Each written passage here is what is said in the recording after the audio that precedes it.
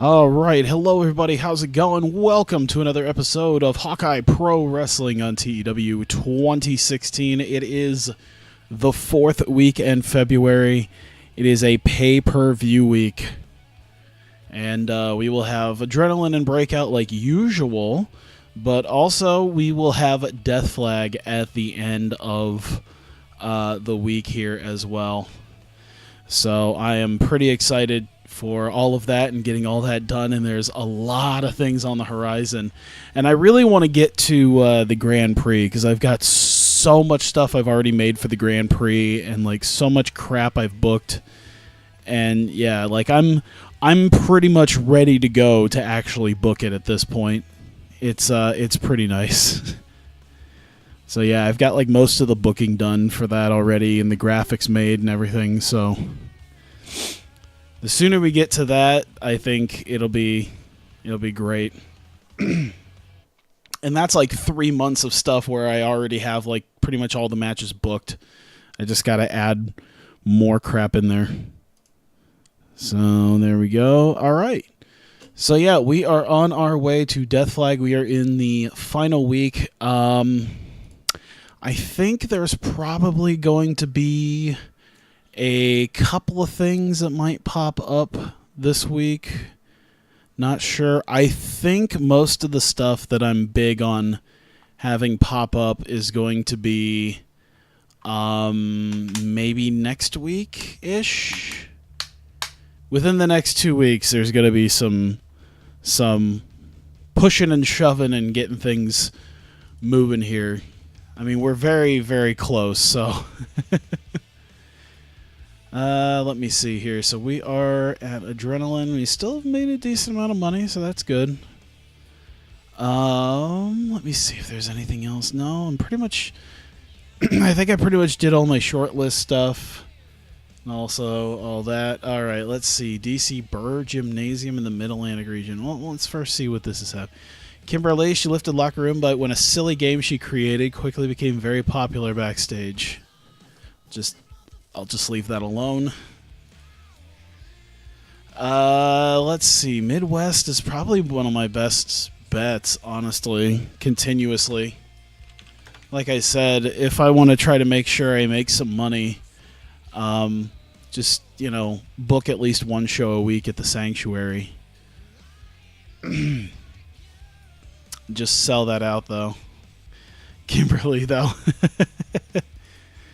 There we go. I can't remember if there was roster pictures I wanted updated. I'm trying to think if there's anything that I updated. I don't think there was. I think everyone's pretty much set to go. There are other people potentially. That's right. I wanted to do a new Pete Dunne one because it's mostly his face, and I wanted a little bit extra. But when does Prince Devitt come in? I forgot. 5 days. Thursday, Friday. So no, he'd come in like at the very first of the month, which is probably good because then that means I don't think I'll have to deal too much with paying him until next month. But we will get done the go home show of Adrenaline here. Let's see. There better be a Bobby Heenan segment on your pay-per-view. Wait, that happened in real life. I don't know if Bobby Heenan's still alive, honestly, in this version. We did a Scott Hall memorial thing when he died. I don't think there's going to be a Bobby Heenan segment, though. I don't know. Let me see here. So looking at the history, I just want to see maybe perhaps what I did. So we made the tag match. Wow, did we only book an 81? I guess an 81 is still really nice, but in comparison to how we've been booking the last several Adrenalines, like one of the weaker Adrenalines we've put on this year. Like everything's just been a knockout. Like we did pretty well. We did okay at a point where we just been knocking them out. And I think it's mostly the main event that kind of drug it down because everything was just hopping, skipping, jumping through the entire night. And then main event was one of the weakest segments.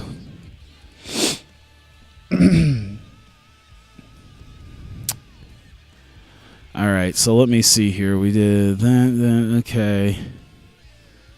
Let's do... All right, so we need a main event. Something... Let's do... All right, I'm gonna Monday Night Raw this shit. I'm gonna WWE this shit, and we're gonna book this like... Where the hell? Okay. So we're gonna do some WWE shit here, and we're gonna throw together a 6-man tag main event. So Tozawa, Reynolds, and let's do Skrull, and they are facing. They are facing Shibata. Who's Reynolds facing? Pete Dunne and Sami Sabai. There you go. That main event. That should be a crazy main event. I don't know. I don't have to, but I feel like shorthanding it anyway with some of these. So hang on. I'm sure it has all the room in the world. I'm just weird like that. There we go. All right. Tozawa, Reynolds, and Skrull versus Shibata, Dunne, and Sabai. And we're going to give this, oh God, we're going to give this like 22 minutes. Who would be the weakest link? I'd say Marty. And he's still pretty damn good. Or Sammy. And he's really good. So, let's see.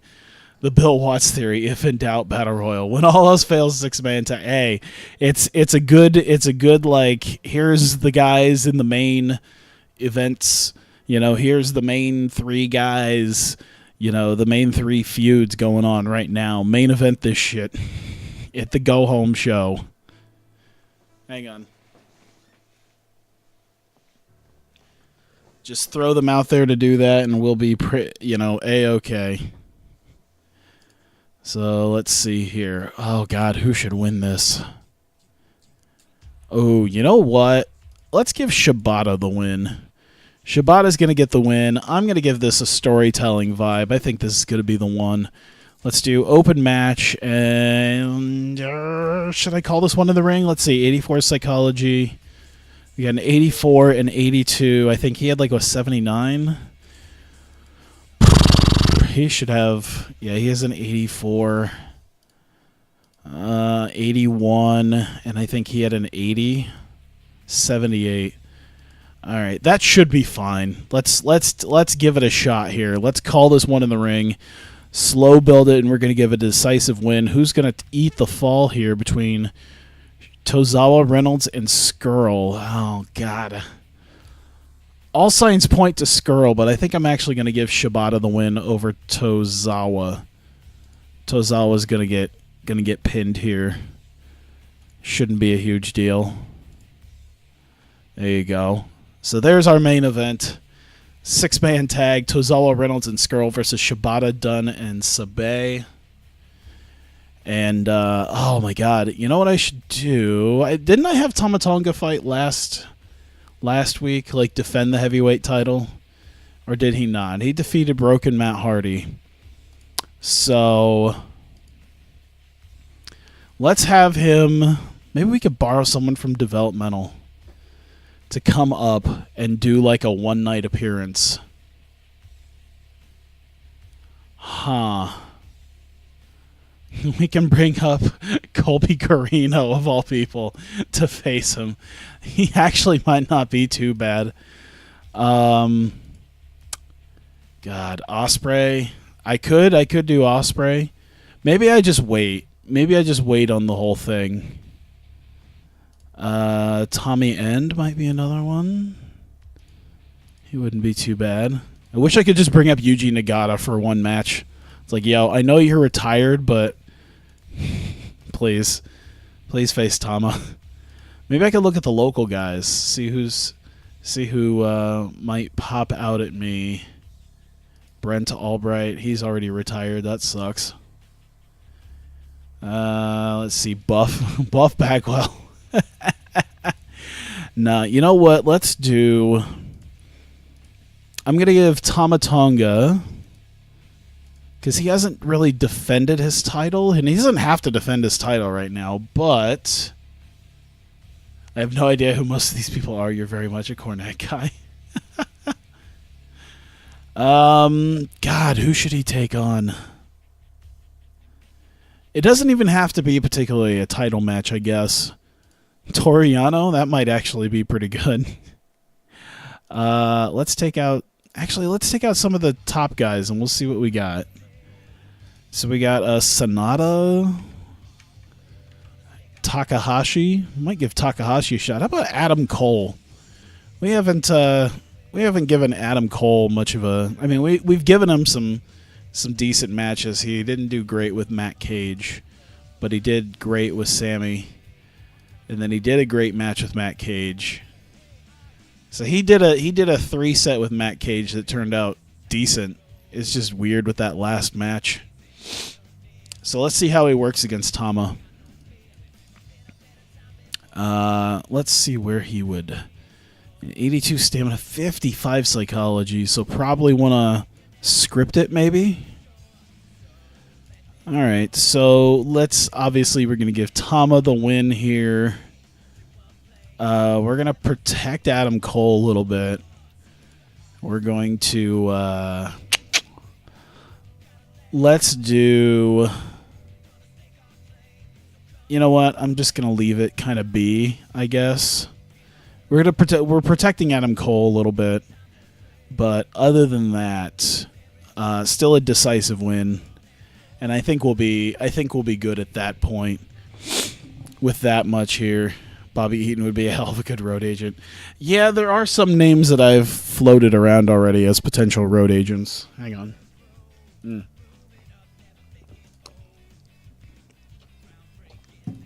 Yeah, let's do non-title on that. I think I didn't even look at Chris Jericho to see where he sits in the psychology respect department, because I'm sure he's probably ready to go at some point. And Angle's probably also on his way out, and he would make a decent road agent whenever he gets around to that. Let me see here. Okay, so we got Tama Tonga, Adam Cole. We got the 6-man tag. Let's do a tag team contest here. Deal with the tag stuff. Let's take the women's division out. And with that, we'll take Reseda Vice and... let's see. Wolves, Briscoes, Goats...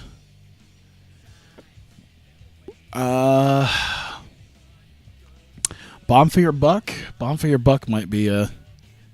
Yeah. Let's do Bomb for Your Buck. So Reseda Vice and Bomb for Your Buck. And I almost don't want to turn Beretta, because I don't know if he can do face very well. Oh, no, he can do face just fine. I don't know if I can give him his God's gift to women thing, though, is the only thing. So we're going to have... Oh, man, let's give Gargano the win here. Poor Bomb for Your Buck isn't getting a whole lot right now. Actually, we'll take that out, and we'll give it to Hiromu. Gargano will take the loss. We're going to go with open match. We're going to go all out, because I think it's like, what? I booked it, 13, 14 minutes? 13 minutes. 13 minutes to go all out. We will taint the win a little bit. There we go. You're running that angle profile picture scares me. I think we're good right there then. And I'd say we could probably put in one more. Blackjack Lands as your road agent. No backstage incidents ever. What is it with the Kurt? Oh, God, yeah. He's got like those, like, he's smiling, but there's just something that feels dead inside about that. About that smile.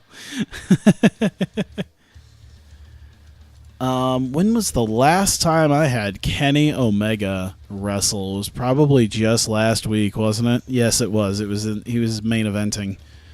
Let's not have a main. Let's have Sonata wrestle, though. I don't think Sonata wrestled last week. Let's see. He did wrestle last week. Sonata and Bomb for Your Buck defeating Shayna. Okay. So maybe we'll do something with that real quick. Let's do Sonata. God, I'm trying to think what I want to do. Actually, let's actually do Kenny Omega, and we'll have him face. Let's see. Hey, Sean, how's it going? Kenny Omega has to let his dick rest before it suplexes anyone else. Oh God, who the fuck did he? You know what? We haven't used We've used Ladybeard, but he's mostly just been a manager over on Breakout. But we're gonna have Ladybeard job out nice and quick to Kenny Omega. We'll see what we can have him do.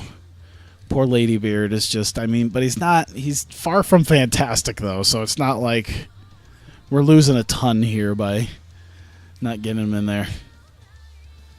How am I doing? I'm going pretty good. I just got to stay up for the next 3+ hours. In about 3 hours, I'll be going down the street to that. I guess that's one thing to talk about, because I think I talked about that. Is I desperately need my brakes and rotors replaced. 6:30 in the morning, when the auto shop that I like to go to opened up, I asked them about fixing my brakes and rotors. I already had the parts. I just couldn't get everything off by hand, so I need a shop to actually do it. And they're like, yeah, sure, just bring it in, pay for labor. Can't give you a warranty on the parts. I'm like, well, yeah, that's fine, clearly. Let's... Limiting his in-ring performance, protect him. Yeah, let's protect Ladybeard a little bit. Not really an open match, but a decisive win nonetheless. Briscoe Brothers Body Shop. So yeah, my brakes are grinding hard. My brakes and rotors are in such rough-ass shape right now, and I'm so happy that I can get it done this morning. Decisive finish, and I think we're good there. I just realized I think there's a few things I need to actually update on this. I'd like to see this. I really do want to see what's the moveset look like for this. Okay, German suplex. I'll keep him with the German because I think the senton is stupid. Senton's not stupid, but yeah. I should look at that real quick. Okay, figure 8. I did change that. Let's see, Azumi, Becky Knox. Is it the disarm her? Hard knocks. No, let's... I have no idea. Nope, it's not in here. Okay, create move. Move name. Disarm her. Is a submission. Cheating level none. It could technically be done on a chair, but... yeah, we'll just... is a martinet. Oh, drops you put on... no. Can be done on anyone. Cool. Disarmor. There you go. Save that. Let's see. Brittany Knight. Oh my god. Page Turner. Backstabber, Nightlight, Rib Cracker. What in the fuck? Backstabber we can get rid of. Rib Cracker I want to get rid of. Page Turner is not in here. I'll do it. I'll put it in there. Even though it probably wouldn't be called the Page Turner, it's whatever. It could totally be done on a chair. I guess it could technically be done through a table, but let's not. Yeah, fuck it. It could be done through a table. It could be done off a ladder if you're crafty enough. It could be done on anyone. I'd say the maximum weight difference. We won't even worry about that.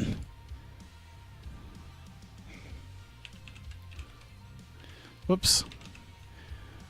Sorry, yeah, I kind of got off on a little bit of a spree here, but I just want to make sure stuff is taken care of.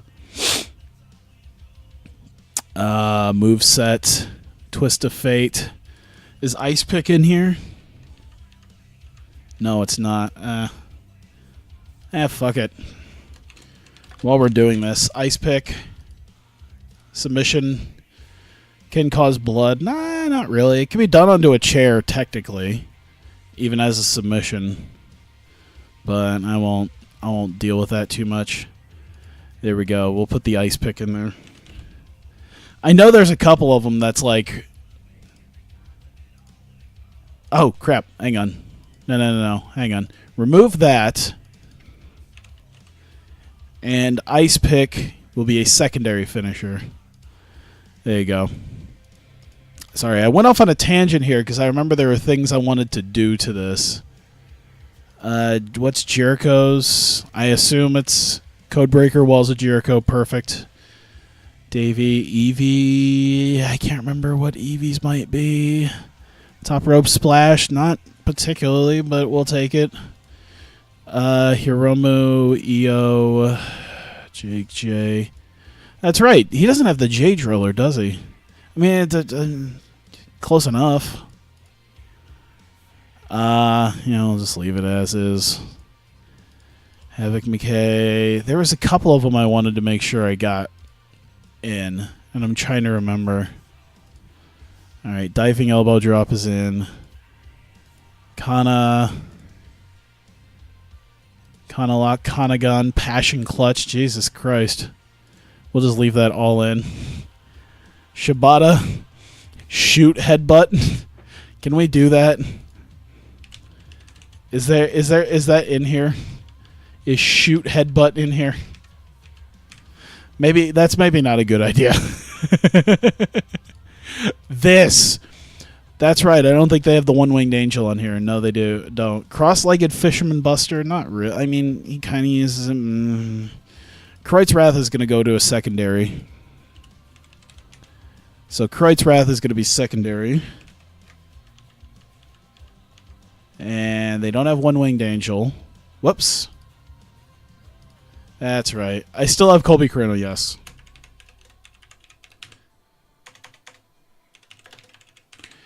One-Winged Angel. Impact move. Can cause blood. And I mean, depending on how he drops him, I guess. Yeah, it can be done on a chair. Totally been done through a table and off a ladder. But maybe it hasn't been done off a ladder yet. That'd probably damn near kill somebody.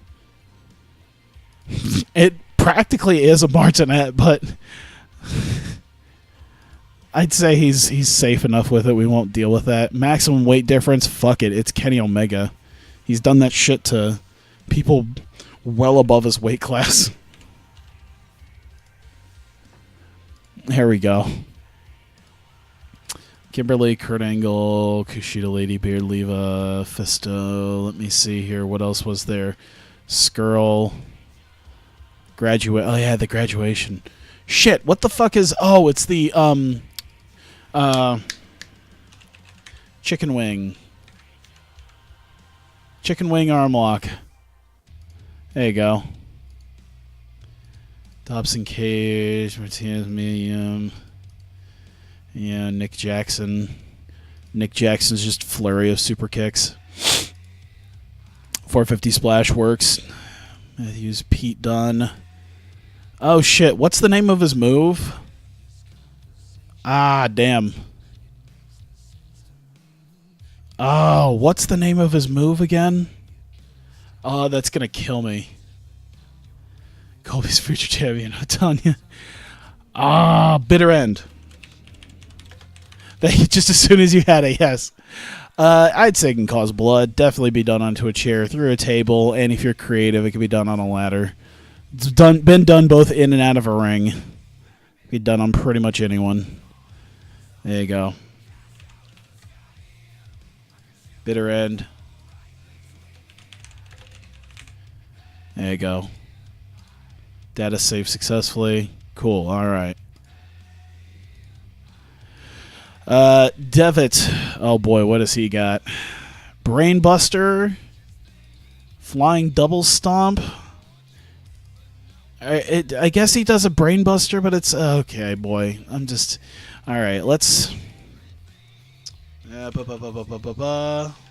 on. I mean, let's just put in Bloody Sunday.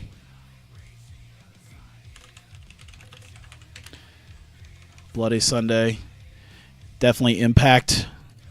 Can cause blood. Definitely on a chair. Table. Sure, it can come off a ladder. It's pretty much a martinet. It's like a pile driver. You're pretty much dropping him on his noggin. I'd say it's maybe not quite as dangerous, but... Bloody Sunday. Coup de grace. I don't know if the S is supposed to be in there. Probably not. Impact. Could be done onto a chair. I think he's done it onto a chair. Certainly be done through a table. Off a ladder. Yeah, literally anyone.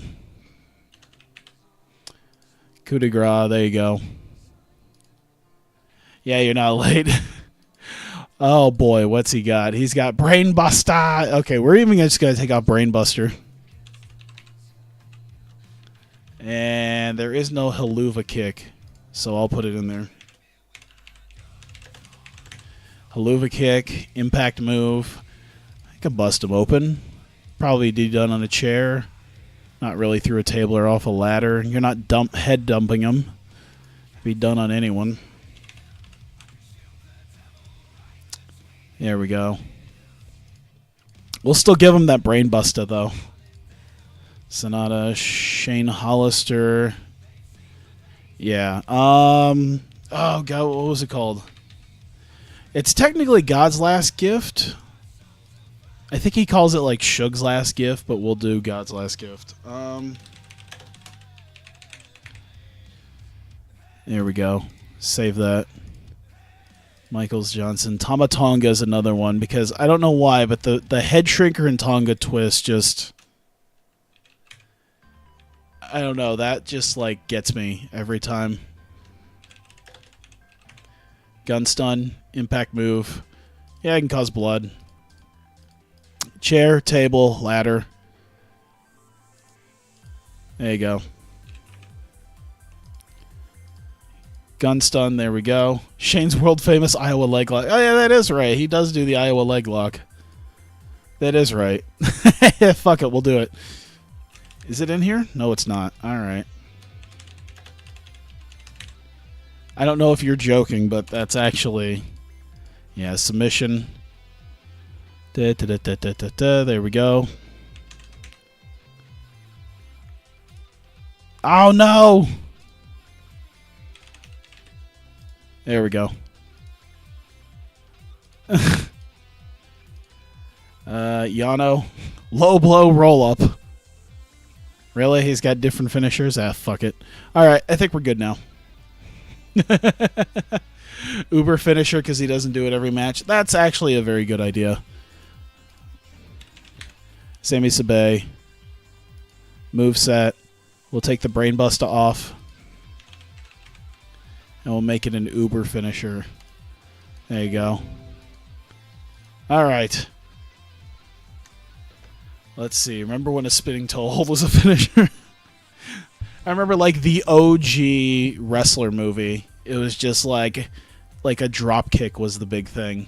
All right, so 69 minutes have been booked. Let's not main event Omega versus Lady Beard. That might be a pretty decent idea to not do that.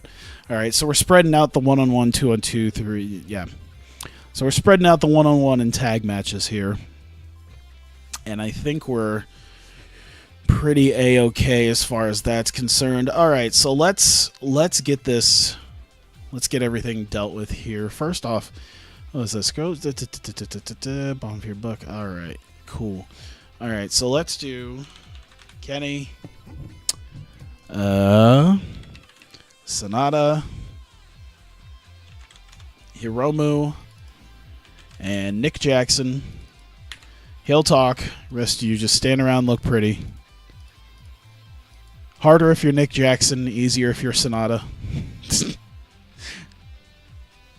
Easier if you're Takahashi. Way easier if you're Sonata. No homo. Omega vs. Ladybeard main event. People popped when you guys went for schoolboy roll-ups and won, yeah. Okay.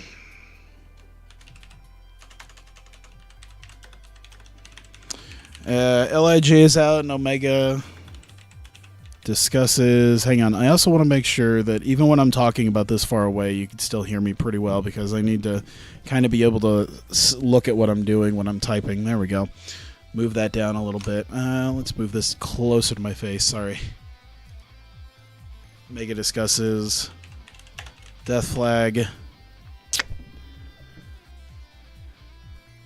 and his Opportunity Trophy Open Challenge, as well as Hollister. There we go. So we'll give him like 8 minutes to start off the show with that. So we'll move that up to here. He beats Ladybeard. Let's do Shane Hollister, Kenny Omega,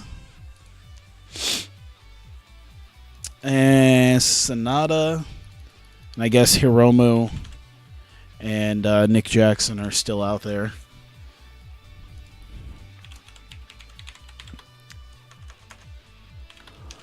Hollister post-match says he has no problem with pulling double duty at Death Flag. Omega confirms at Death Flag. Omega says he got Hollister.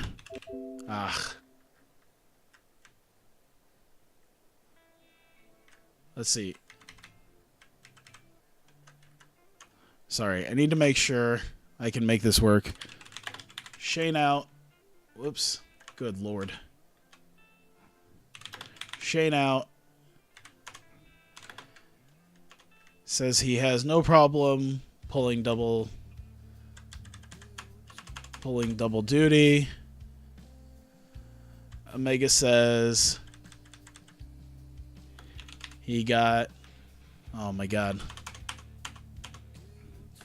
he got Shane banned from,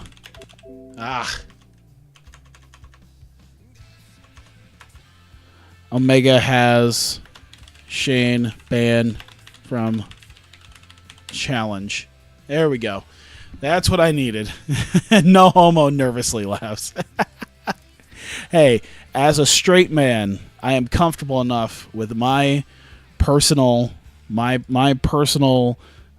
sexual preferences in women that I can say that Sonata is a very handsome man. Like a young Tanahashi. You put Sonata and Tanahashi in a match against each other, and you'll watch the first 3 rows of any New Japan show pass out from all the hyperventilating women. So, minor success there. There we go. So yeah, Hollister, Omega, there we go. So, everyone's just kind of there. There we go. So, basically, it's just Shane Hollister coming out saying, basically hinting at coming out at Death Flag to answer the open challenge. Kenny Omega had it confirmed that he had Shane Hollister banned from taking place in it, knowing that was almost certainly going to happen. Let's see. Beretta, Johnny Gargano,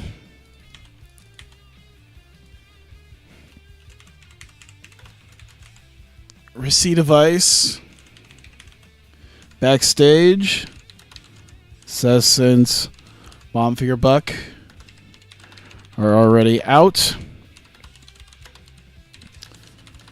they can come out now and fight. Hang on. And I want to get, maybe not just fight, like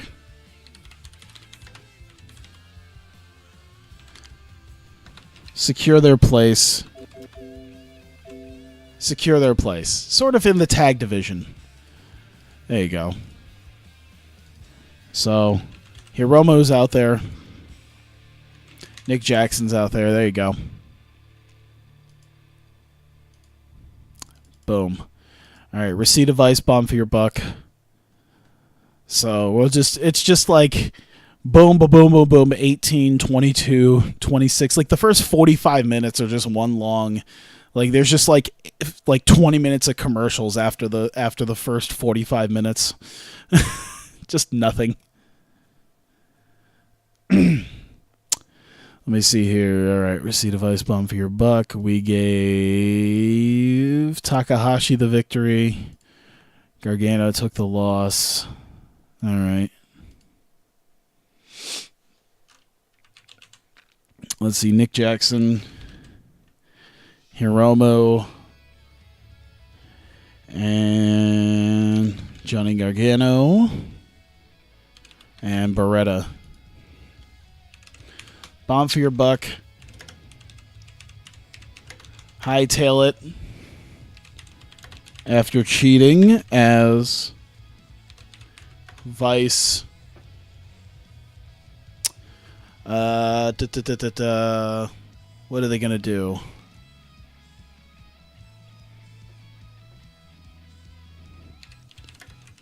Are upset, then chase after. There we go. I like to keep things relatively simple. I feel like that's maybe the best way of doing things. Minor success on both of them. There we go. What happened to Rocky? He didn't actually bounce to New Japan. He went to Dragon Gate. Dragon Gate took like friggin' everybody. Who's going to be our new Chikara ripoff? I have no idea. As I say, how many Chikara ripoffs could we have at this point? I found out, compared to any other cult promotion, we have like way more people.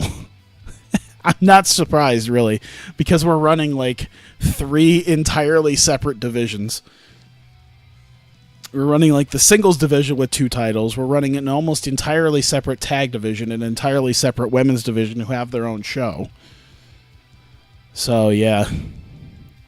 I've considered a brand split at some point, knowing that at some point I'm going to have quite a few people, and I don't want to leave a bunch of people out. Why is Dragon Gate in cult? I don't know. I don't know if they are. I assume they are. They might be national at this point. Who knows? So let's see. Tama Tonga, Adam Cole.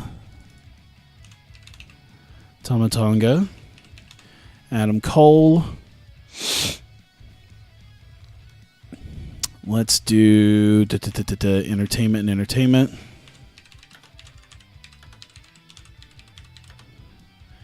Let's see. Tama Tonga discusses the contenders match at Death Flag.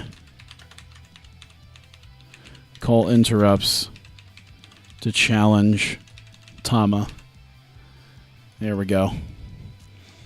We'll give that like 7-8 minutes. 8 minutes total, I think, for the both of them would be good. Oh, good Lord. Adam. Tama. Can I just use his overness? Can that help? Can I'll just stand there and soak up the praise, and then Adam Cole can come out? I think at this point I could just use the entertainment. We'll just do that. Why not? There we go. Minor successes on both. It should be fine. So we throw that right there. Let me see here. Tama Tonga, Adam Cole. All right, so we will have Tama Tonga. Nah, we won't have anybody right now. I want to see what I want to do instead. Shibata, Dunn, and Sabe. How about that? Katsuyori Shibata, Sami Sabe, Pete Dunn. Cool. cool. All right, so Shibata's not going to be an entertainment guy, is he? Sammy should be fine. Dunn should be okay. He's getting up there. Shibata's going to be the weak link of this, isn't he? Can we just have Shibata like punch himself so he can sell? All right, he's just going to sit there and do nothing and not bring down... Just don't bring down the segment. Just sit there and don't bring down the segment. I need a Paul Heyman for Shibata. Sounds like you might need an assistant. You're growing so fast. Yeah, and that's the thing, is that within the next like 3 months or so, it's going to be like, before we get to anniversary, there's going to be a good amount of new people. Good amount of people that I've looked into. So yeah, Shibata just stands there being intimidating. What's his menace at? Probably not nearly high enough. His menace is lower than his sex appeal. So Shibata, instead of trying to be menacing, would have an easier time just trying to be sexy. Let's see. Shibata, Dunn, and Sammy backstage. Discuss the main event. Discuss the main event. And their game plan. This is straight out of like a WWE game plan right here. Just 4 minutes of like, all right, so you guys just talk about the match and we're good, right? Cool. Let's see. So many stories and feuds to remember, plus the women's show. Yeah. Yeah, there's a good handful of people I've been eyeing down. Some of which will show up on the old try to get them list pretty soon. So yeah, Tozawa, Reynolds, Skrull, Shibata, Dunn, Sabay. Let me see if there's anything else I wanted to do, because there's 101 minutes. So we'll do some hot angle to finish this off. Let's do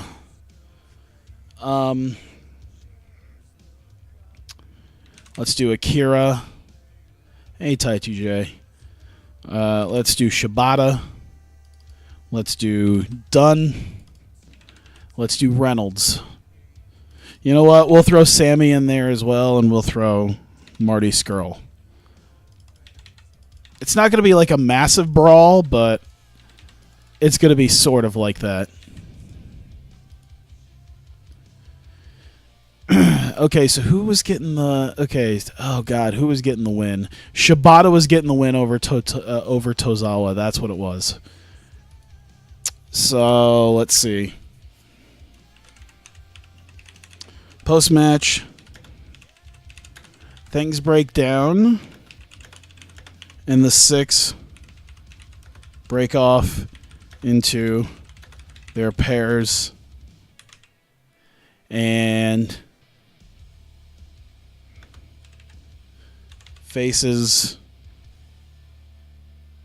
knock heels to the back. To back. There we go.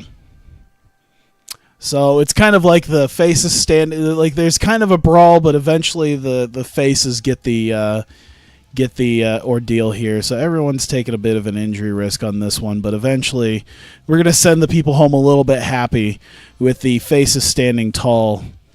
So Shibata's going to stand tall, and Dunn's going to stand tall, and Sabay is going to stand tall at the tail end of all this.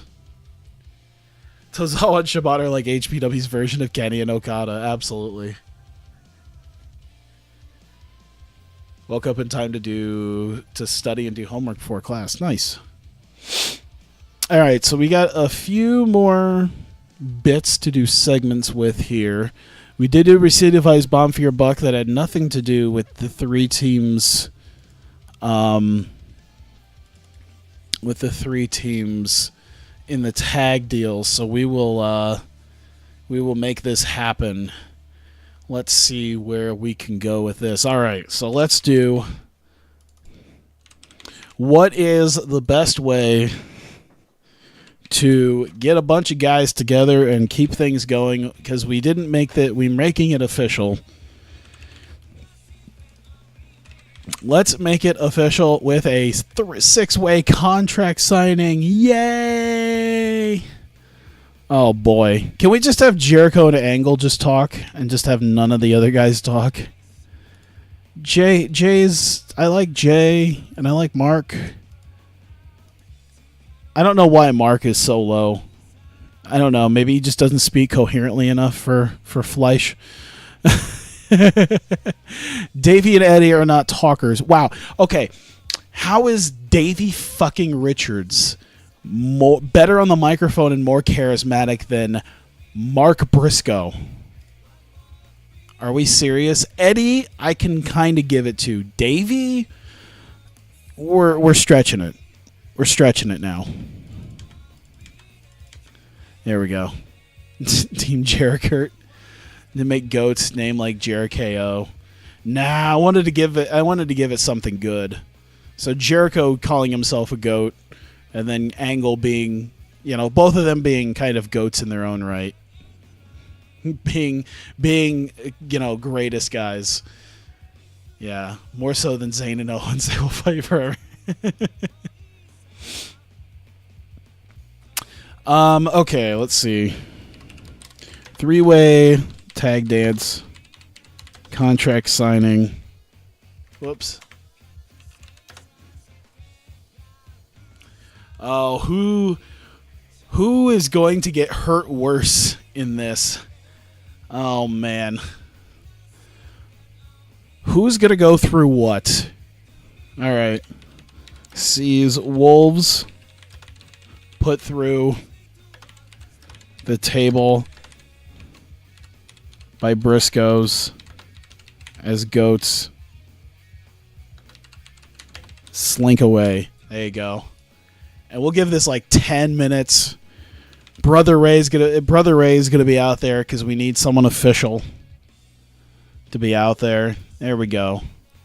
Solid 10 minutes. We'll put this about here after the tag deal. Actually, let's do it after the Tama Tonga Adam Cole match. We can still put a couple of things in here. Let me see if there's anything. A Shane Hollister promo. Now, we did put Shane somewhere, didn't we? Okay, Shane's out there. Okay, so let's do... Oh, boy. Let's do Brother Ray. Man, we need something. Future Goat vs. Goat feud. I do have a plan. There is a plan in place. Oh, a tag team finish? Yeah. I'll have to think of something.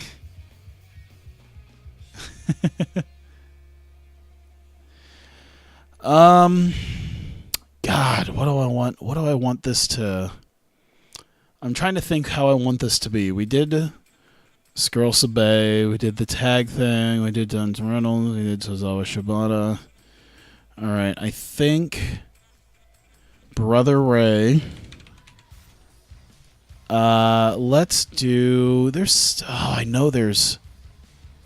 Man, why am I at a loss of what I want to do? Let's have him talk to Tama Tonga. I've got maybe an idea for that. So we'll do that. You know what's weird is that outside of the stream, I have like the big thing in my head where it's just like I'm going to do this and this and this and this and this, and then when it actually comes to streaming, like I just know it's just like, man, I am fucking something up because I had a plan and I hope I'm sticking to it, but I'm probably not.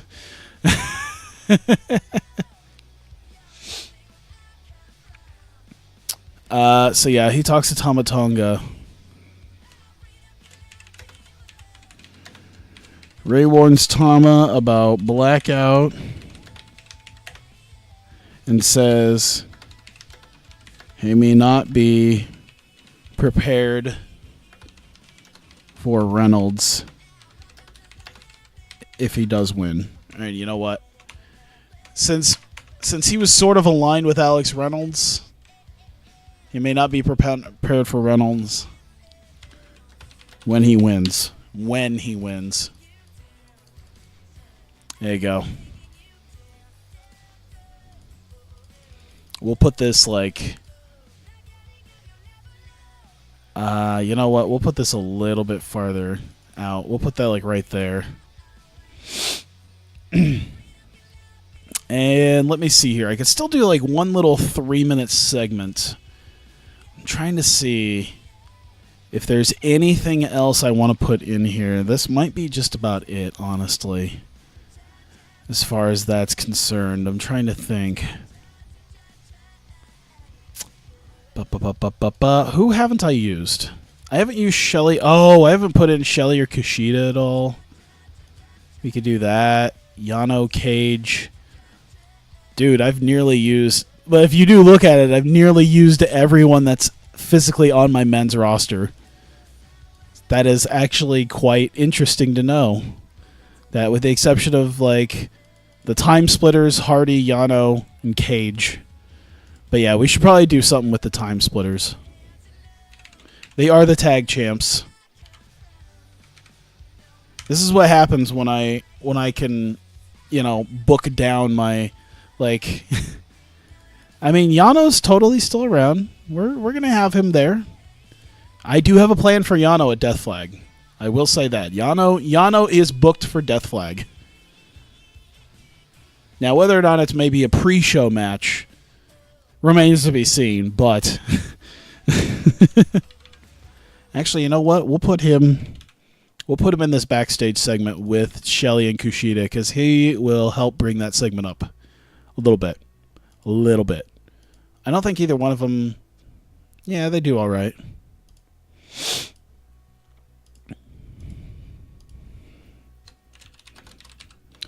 Whoops, let's see.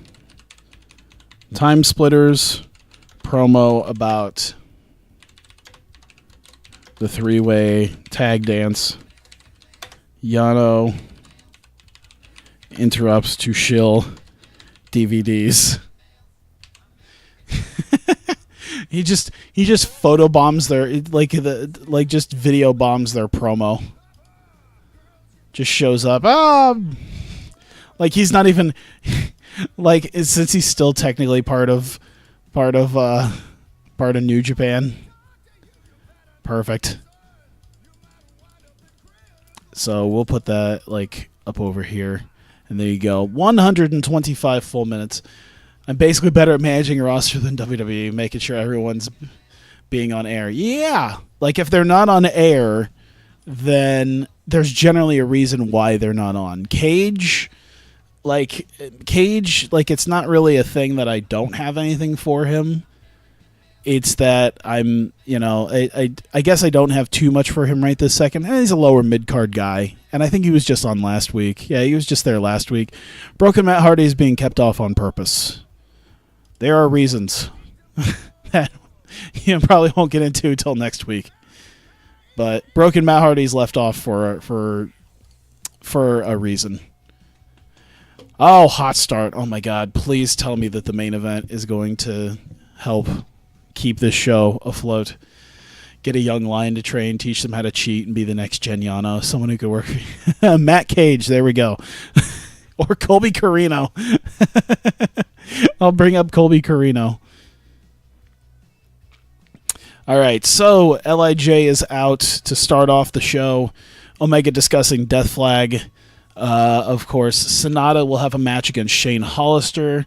Bomb for Your Buck will be there. We'll see what they have as far as that's concerned. And then, of course, Kenny Omega discussing his Opportunity Trophy Open Challenge. I meant to just do OT.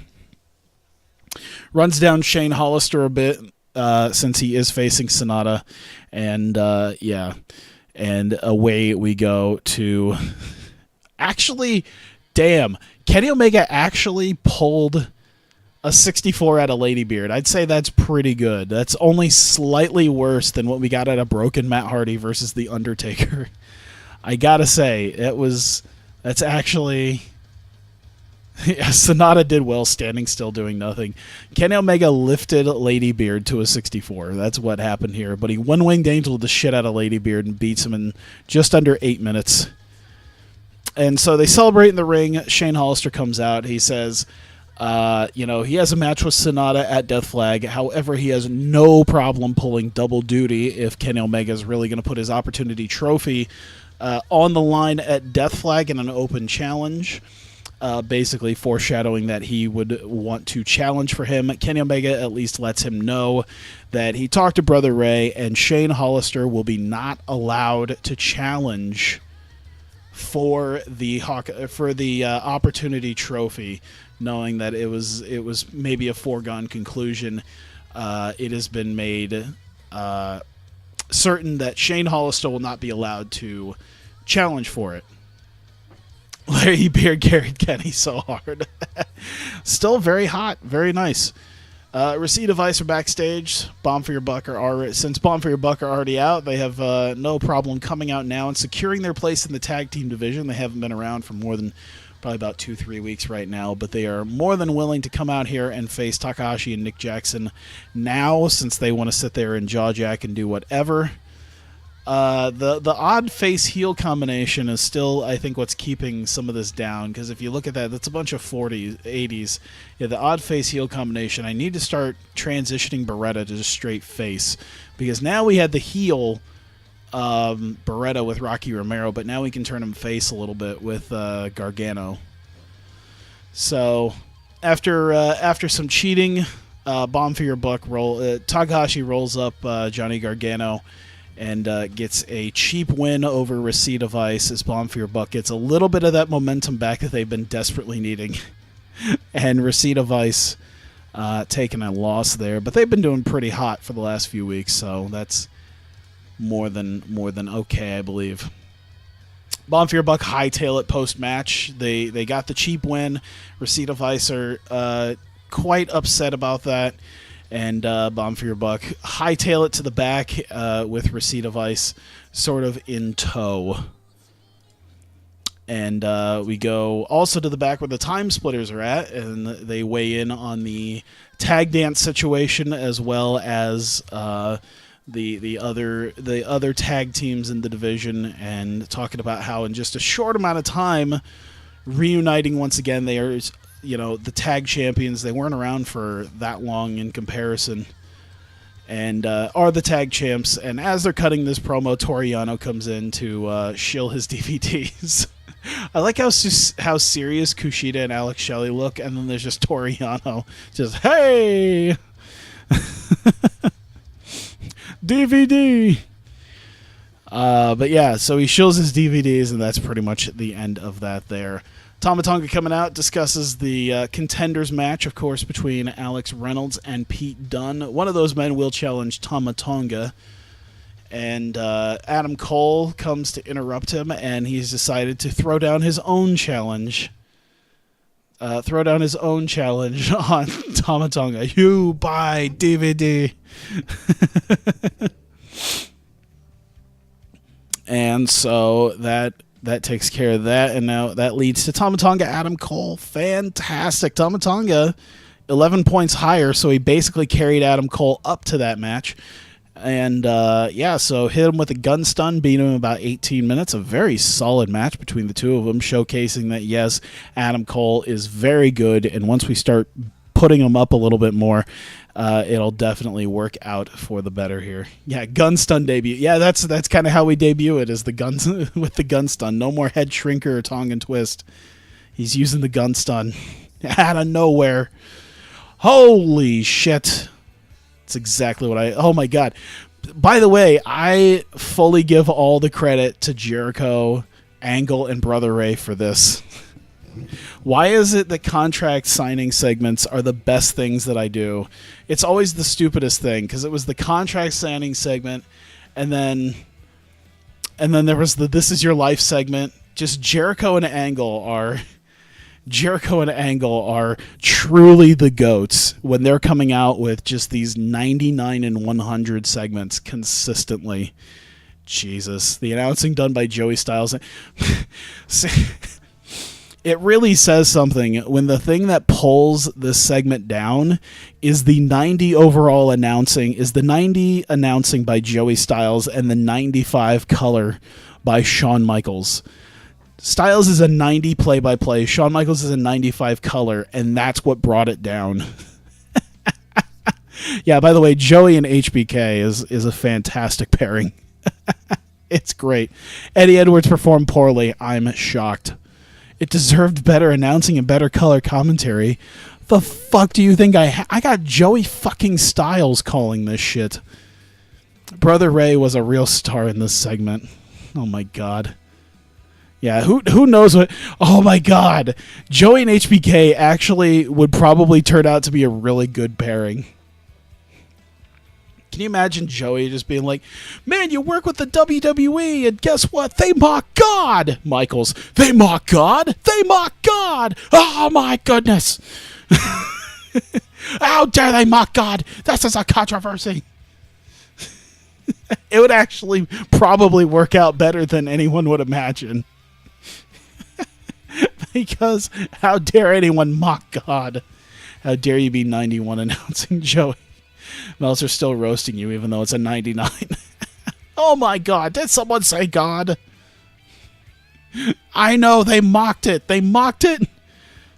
You should see my Jesus movies. I love your Jesus movies, Sean. Just verbally filleting each other on commentary about Jesus. Shibata, Dunn, and Sammy are backstage discussing the main event and their game plan for taking on Tozawa, Skrull, and Reynolds. He'd bring his energy up to Joey and it'd be like Brian tomorrow. I gotta say, like, that would be such an... I now kind of want to see that. I want to see Joey Styles and Shawn Michaels in the booth together, and it would probably do really well.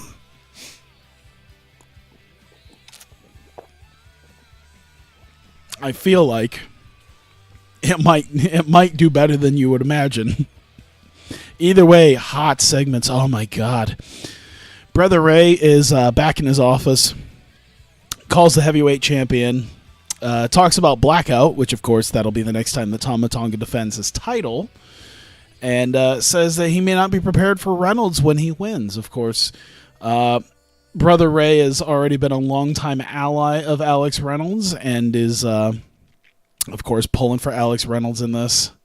Oh my goodness, specifically because of Sean, it'll still sound good. Oh my goodness! Oh jeez! I would love to see someone put through a table or hit with a chair, and it's just Joey going, oh jeez!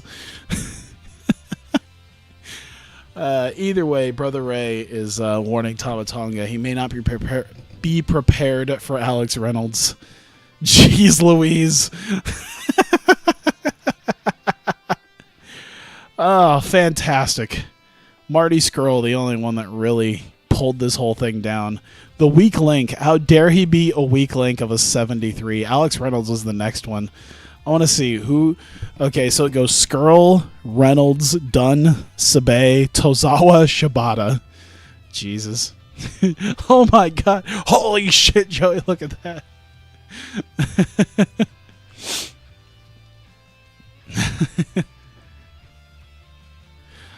Either way, Superb Wrestling in great heat. Shibata, Dunn, and Sabe get the win.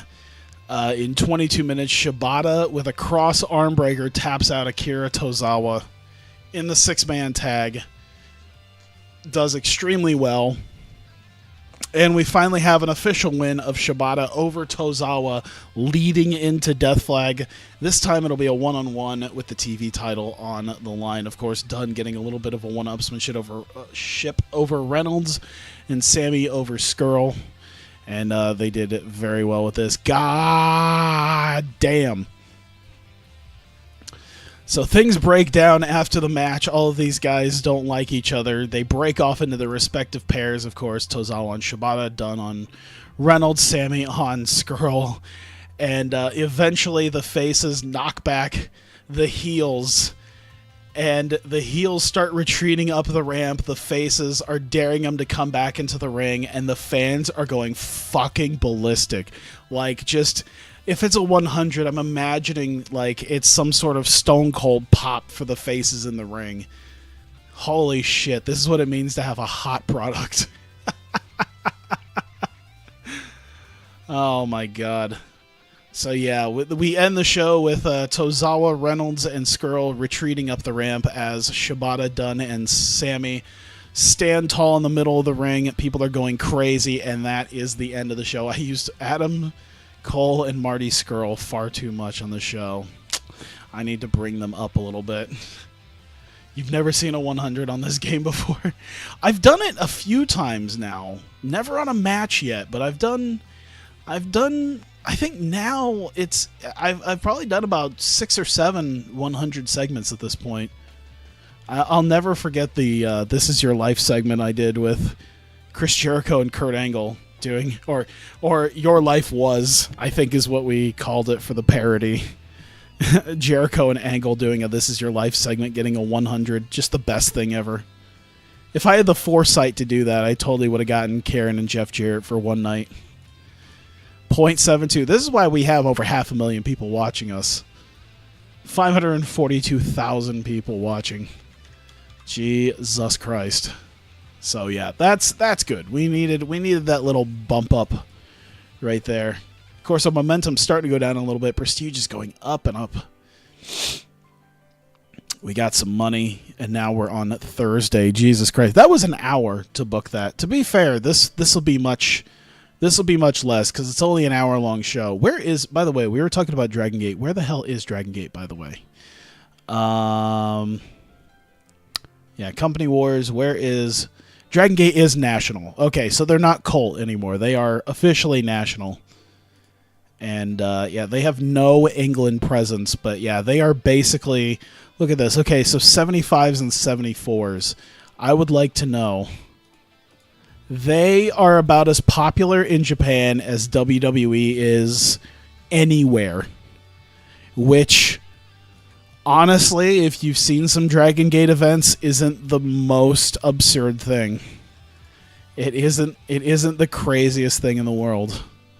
They're about as popular, they're almost as popular in Japan as New Japan is. Shane owns WWE? Yes, Vince died. Vince died, Shane owns WWE, Stephanie books WWE, and Triple H's contract is running out, and he's leaving WWE. I'm too small for him, unfortunately. Maybe if he spends a little bit of time on the unemployment line, we'll be fine. But yes, he is, like, there's no emotion or loyalty there. They are throwing Triple H out on the street because he is too old. Flabby heavyweight is a good way to put it sometimes. It's flabby heavyweight because midlife crisis isn't a body type. Metal, I really want Alex Reynolds and Kurt Angle to just get along. That's literally like all that I want. I just want you two to get along a little bit. All right, we have some stuff going here.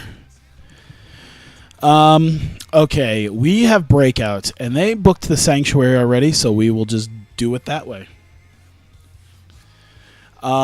So I might actually start getting ready to book for Blackout because there is ideas for that. So I already know what I want to start with. So we're gonna have Mick Foley out there with Portia Perez. And she can talk, but I don't know if I want her to. You know what? Let's keep giving her entertainment segments, and it might help with her. That star quality is going to bring it down a little bit, but the more mic time she gets, the better she's going to get at charisma and microphone. So the higher up this is going to get. All right. See that. Hawkeye needs Pat Patterson. All right, so let's see. Mick Foley announces for Blackout the first ever women's opportunity. Wow, I did not spell that right. Tunity trophy match. First qualifier. First qual tonight. There you go. First qualifier is tonight. Women's opportunity trophy match. The first qualifier will be tonight. There we go. So let's do one-on-one, and we will have... Oh, man. Okay. So I know who's in. All right. You know what we should do? We are going to put Evie in against Kimberly. I'm trying to think. Yeah, Evie and Kimberly. And... she's not bad. I'm glad she's not being a pain in the ass for me like she has been. This actually might work out really well. 82 psychology? What the fuck? 76 psychology? Okay, guess who's doing the storytelling match of the night? All right, we're going to give you 17 minutes to do this. Actually, yeah, we're going to give you 16. So instead of slow build, I mean, it would probably need at least 15. Or at least 16. We're just going to have a straight-up open match. The winner will be Evie. This is definitely the storytelling match. Let's see. Smoky Mountain in 83 already signed Ted DiBiase, Road Warriors, Midnight Express, and Flair. Damn. That's nice. Decisive win. We're going to make sure that it's plain as day that she won. All right, so Evie versus Kimberly. Oh. Women's Opportunity Trophy qualifier. There we go. So Evie getting the win. Let's make our main event match now. Let's see where we sit. Oh, what do I want to do for this? Okay, let's do Dash Chisako and Madison Eagles. I don't know if that's gonna... I guess we'll find out. Where's there... Okay, it's the Great Lakes and the Southeast are kind of the two big ones for them. But we'll do Dash Chisako versus Madison Eagles.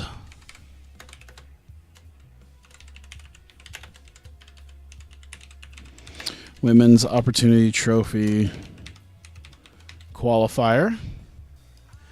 And I think they could go for a little bit. Oh, boy. Oh, we're going to call this one in the ring, and this one's going to go. This one's going to go a little ways. We're gonna build a lot of our shit off of this. We're gonna give them 23 minutes. Dash is gonna get the win, and then let's keep Eagles strong. Open match it. Call it in the ring. No all out. Slow build it. Decisive win. Boom.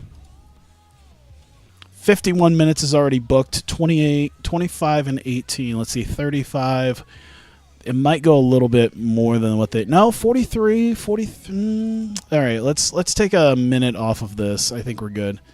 With the guys being super over next to... Yeah, some women's 90 rated segments. I already know the prize fight match that I'm saving.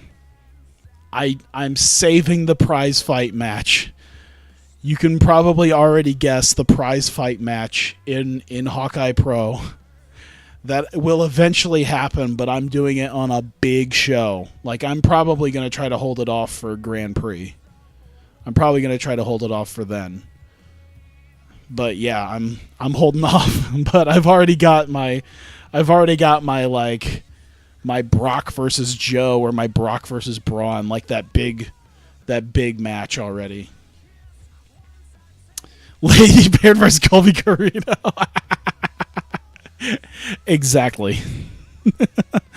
Okay, so the good thing is with these long matches, we don't have to book too many segments here.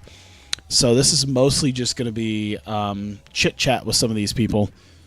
So let's do Kana, Mercedes Martinez.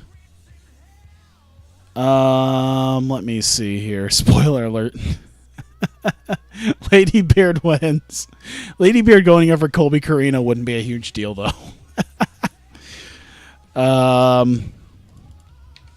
Oh, boy. Okay.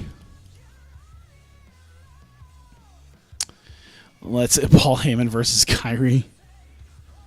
God damn. We need Mick Foley out here. No, actually, you know what? Let's leave this up to Portia. We'll use Mick Foley later, but we're gonna leave Portia out here to do this.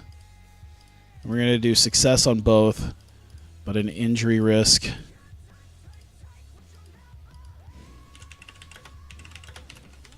Kana and Mercedes face to face.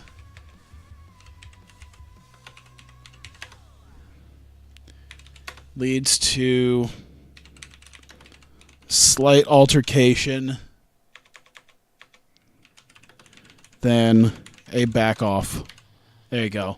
So it's them kind of face to face, and it's almost like the it's almost like a UFC type thing, where they're nose to nose, face to face. Maybe there's some shoving. There's a little bit of what the fuck is up, shit like that. Nothing too big, but we definitely want like that edge there. So we'll give that like 6 minutes. We're at 56 minutes. Let's throw that right there. Leva Corp needs to do their thing. Leva Bates. Mia Yim. Actually, I want to see what we did last week, and I want to try to build off of that. What did we do? Dash down. Okay, is found attack by you on the stage. So being your own night is near and pulls her away. Okay, so we did that. Alright. Human International also run down the new girls so being his way. Let me see here. I'm just checking this out real quick. Actually, also, I did Dash versus... Okay, I did Dash and Madison Eagles, Evie versus Kimberly. So, let's see. Leva, Mia, Brittany Knight, Becky Knox. Leva Corp is out. Or no. Bates and Mia are out to discuss putting the new girls in their place. Knight and Knox guarantee they Knight and Knox won't go down easy. Ah, come on. Easy. There. Fuck it. It works. Let me see. We got 9 minutes. So we do 5 here, maybe. Nah, they're gonna need some time. We'll give it 7. No. We're gonna give it 5. Entertainment. Should be fine. Should be fine for all of them. There we go. Actually, let's put that right before that. We will put take a couple minutes off of that. We'll take this down to 5 minutes. We're really like pushing things here. Actually, we're not going to do a Lady Beard segment just because he kind of got beat up last night. He's still a little beat up. But actually, you know what? Fuck it. We'll do it. Let's do Lady Beard along with Evie. Lady Beard out. with Evie to talk her up and claim she will finally get what she was always passed over for. What she was passed over for. To be fair, I think it's probably been about... I think it's been legit, like... I can't remember the last time Evie actually did have a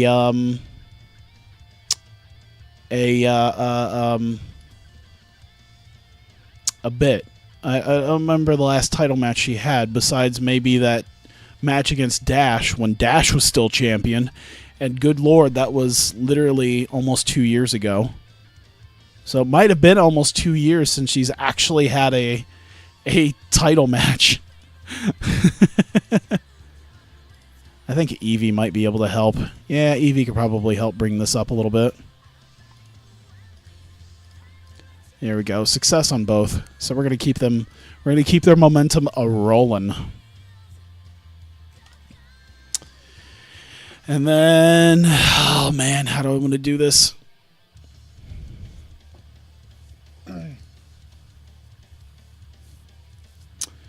Let's see, Mick, Paul Heyman.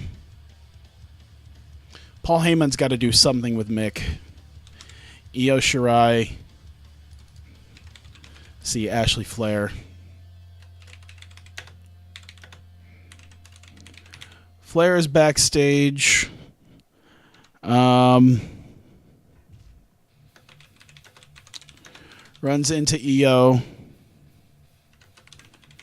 where a fight is broken up quickly as Heyman blames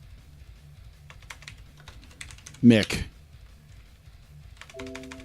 I wanted to put for Io's state of mind. Like, it's your fault.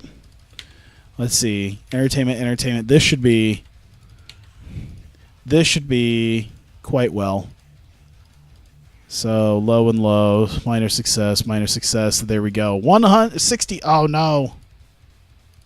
3 minutes. There you go. Dunsky. That's how we're going to end it. I think we're good. You know what I'm going to do? I'm going to take the scripts off. They're just going to go at it.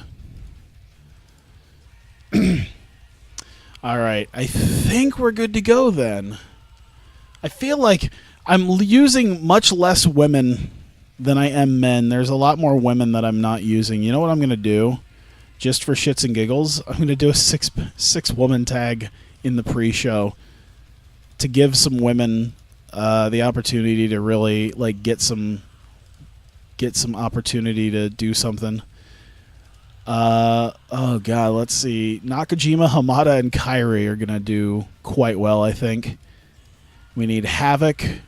This is why I'm honestly considering upgrading Breakout a little bit, because I feel like an hour might not be enough anymore. Nicole Matthews, and then Mayu Iwatani, I think. Yeah. There we go. We'll just leave it as is. We'll give it like 12 minutes. Let's give Kairi the win. She totally needs it, guys. Kairi's going to get the win.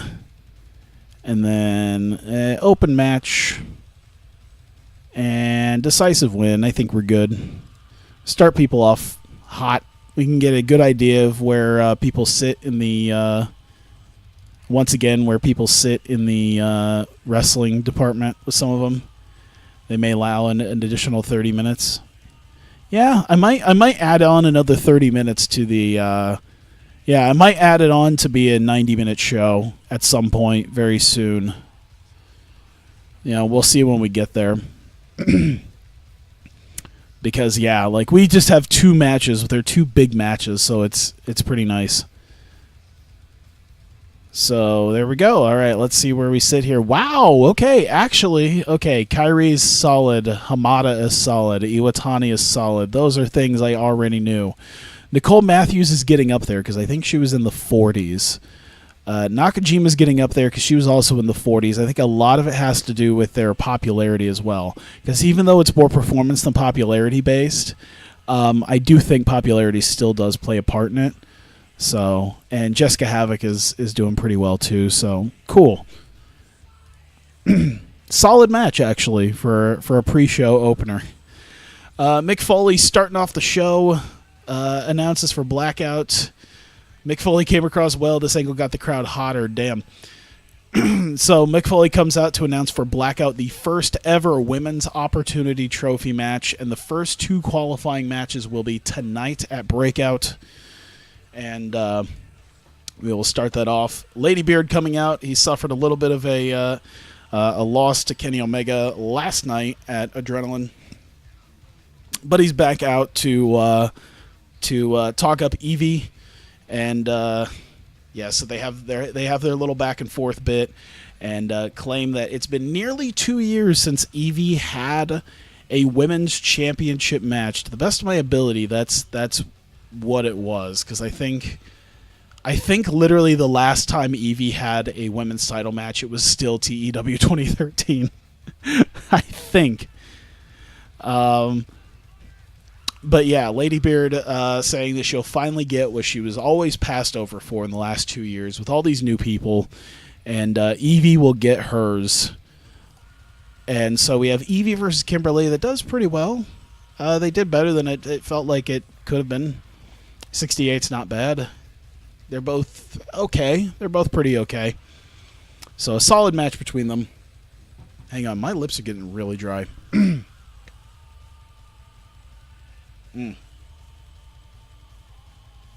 Yeah, that was before she was a backstage bitch, to be honest, yes. That's before she was a constant pain in my ass. And now she's becoming less of a pain in my ass, so that's helpful.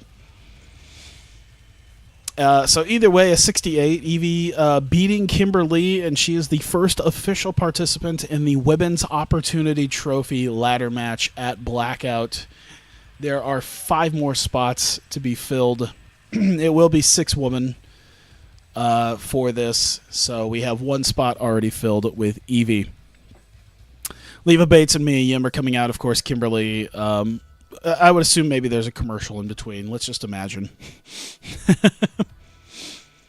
So Kimberly was already hauled off to the back. Leva Bates comes out with Mia Yim.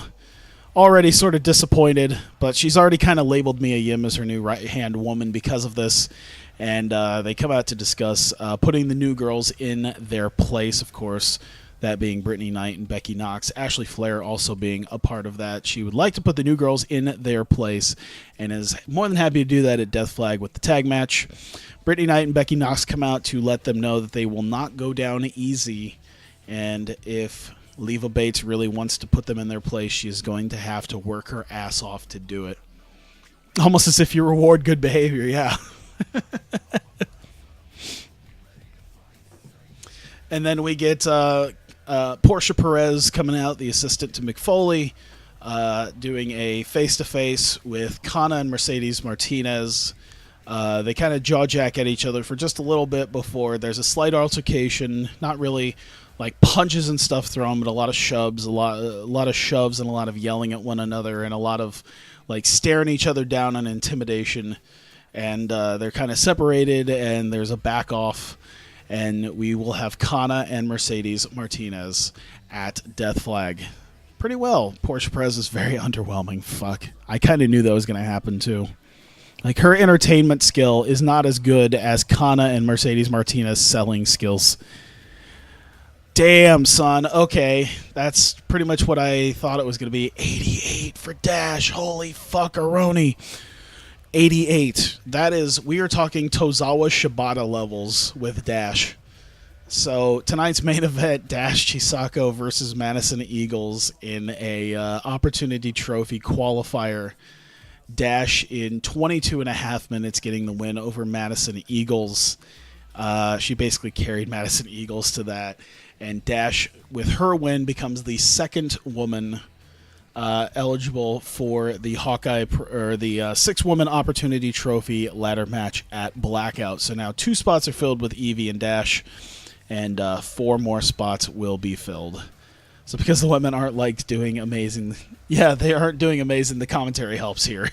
Because the men are amazing, the commentary somehow hurts. Yeah, because the women aren't nearly as like charismatic as the men, I guess, or they don't sell as well. I don't know. Either way, the the commentary helps the women. It just drags down the men a little bit. I don't know why, but to be fair, it mostly only drags down people like Jericho and Angle. So Mick Foley at the tail end of this, Mick Foley and Paul Heyman. Ashley Flair is backstage. She runs into Io. A fight is quickly broken up. Only a few fists fly as we get a slight altercation between them. And as they both are separated, Mick Foley separating over with Ashley Flair, Paul Heyman with Io Shirai. I would assume maybe Azumi and Mio Shirai are also a part of that. Mayu Iwatani perhaps as well, helping keep Io Shirai at bay, and Paul Heyman yelling at Mick Foley that it is his fault for Io's state of mind at this point. Of course, her having her constant losses to Kairi Hojo and Dash Chisako in the last couple of months have sort of, I was gonna say broken Io, but I don't think I'm going for a broken Io Shirai thing. She's just very, very unhappy and very, very willing to just annihilate somebody. And so Paul Heyman blames Mick Foley for doing this. 79, not bad. I've done better, but I'll take it. I'll definitely take it. For the men, I need to add a third guy, maybe a certain announcer of the year, Scott Stanford. Holy shit, wasn't he announcer of the year in this game? Was that actually one of those things? I want to see the end of the year awards. Who was the announcer of the year? Who was that? Scott. Oh, it was Scott Stanford. Holy shit. Why? Holy shit. What the fuck? 96 announcing? Oh, fucking WWE. Oh my, why is Scott Stanford a 96? Why is that a thing? Why is that a fucking thing? Why? What? Jim Ross is out of the business, unfortunately. He'd be great. God damn. What? Morrow's signed with them, so I can't get him. He's like only a 70-something. Regal's an 86. Oh my god, I want him as a road agent, please. Can I shortlist him just in case? He's already on my shortlist. Okay, so I've already thought this over. Trying to see if there's anything else here. Cool, hour 32 in. That is perfect. I can try to book this show. If I try to book this show within the next hour-ish, we should be good. Jay White gets a contract extension. I'm probably going to pass on Jay White for right now. I know it sounds a little weird, but yeah. He's your buddy, your pal. Yeah, he is an IRL news anchor, yeah. Suzuki is color of the year. Turned on my local news station, just saw Stanford covering sports, and you're so... Oh, my God. Death Flag tomorrow night. Oh, my God. I want to see, where do we sit with everything? Jesus Christ. Kana really brought the prestige back to the title. She's bringing it back up to the levels that Mayu Iwatani had it before it was dropped. And Kairi, I think, did a good job, but then there was the whole dropping it to Leva Bates, which actually did wonders for Leva Bates' career.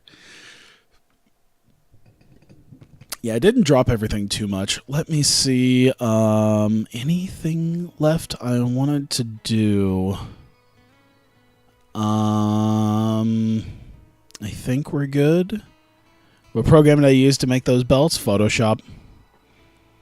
Yeah, I had Photoshop, and I had some different, like what was it? Graphic River had a selection of shields. So I would take two or four of them and kind of put them all together and then fuse them all, and it would make these interesting shapes. So that's how I came up with some of the designs on the belts there, is I would take like shield designs and fuse a bunch of them together to create that. And then just take other designs and put them together. So, yeah, it's just Photoshop. Any templates?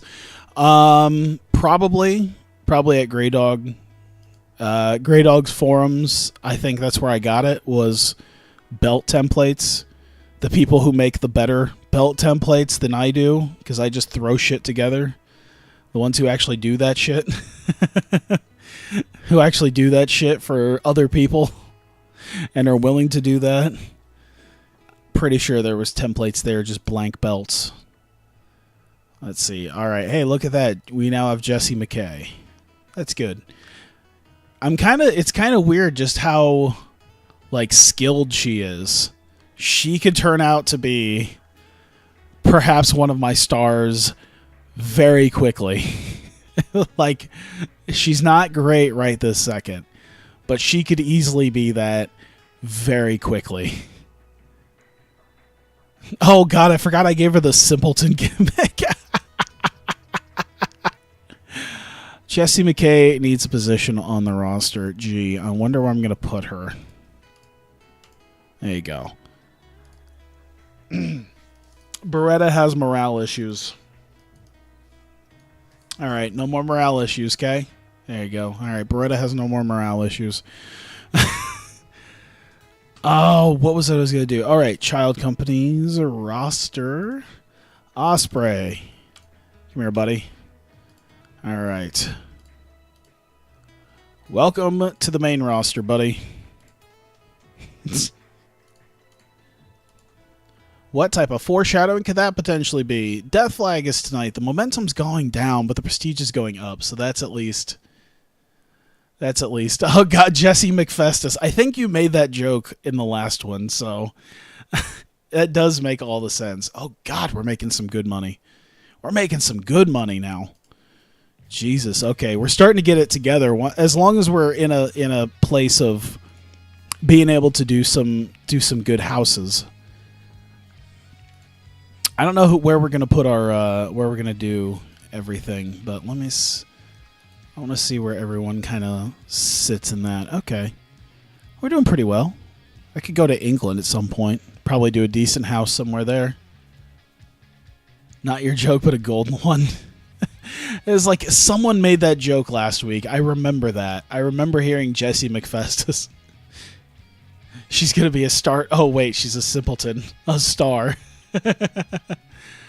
All right, Death Flag is tonight. Let's move it up to here. And guess what that means? All right, so before we decide much of anything, that means we are coming on over to here.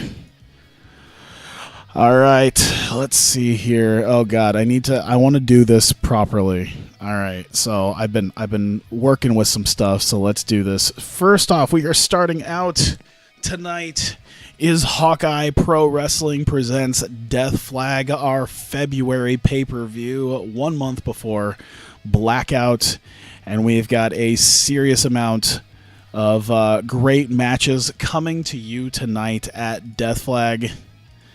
Let's get this party started here. All right, starting off first, Sami Sabay versus Marty Scurll. It has been determined that it will be a submission match. Ever since Sami Sabay has been in Hawkeye Pro Wrestling, he has had a slight feud with Marty Scurll. It started off with him as a detective looking for him. Scurll showed his face, and since then they have been at each other's throats. Marty Scurll costing him his job, and we are here now.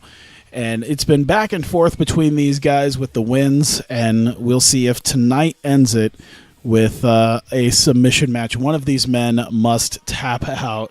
We need epic music. I don't know, like, what type of epic music? Ember Moon's is pretty good. Do I have... If it's Death Flag, do I have some Ailstorm sitting around? I don't know if Ailstorm's something that's going to get me dinged. But I'm looking to see if I put any Ailstorm on here. Doesn't look like it. That's all right. Free the Flame is good enough. All right, then we move on to our next match of the evening. It will be a tag team women's match. Leva Corp taking on... I actually meant to change the name.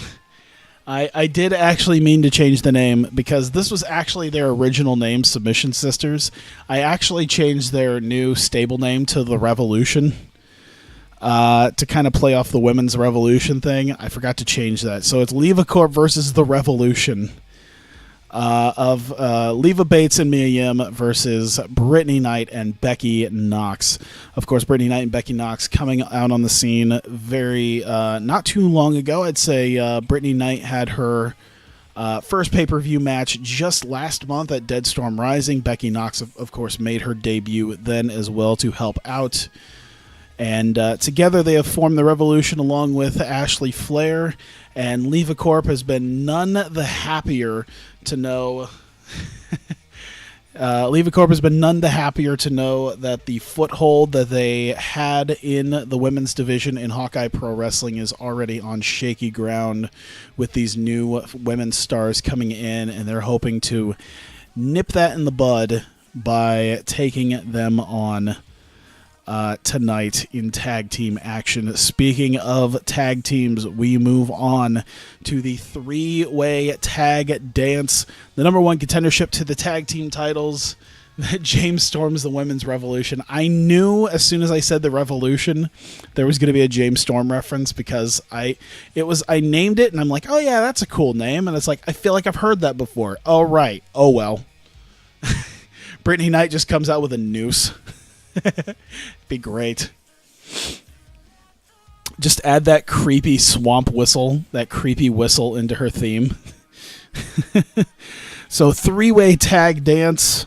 It will be, of course, elimination, number one contendership to the tag titles. One of these three teams will take on the Time Splitters at Blackout. It is, of course, the American Wolves, the Goats, and the Briscoes.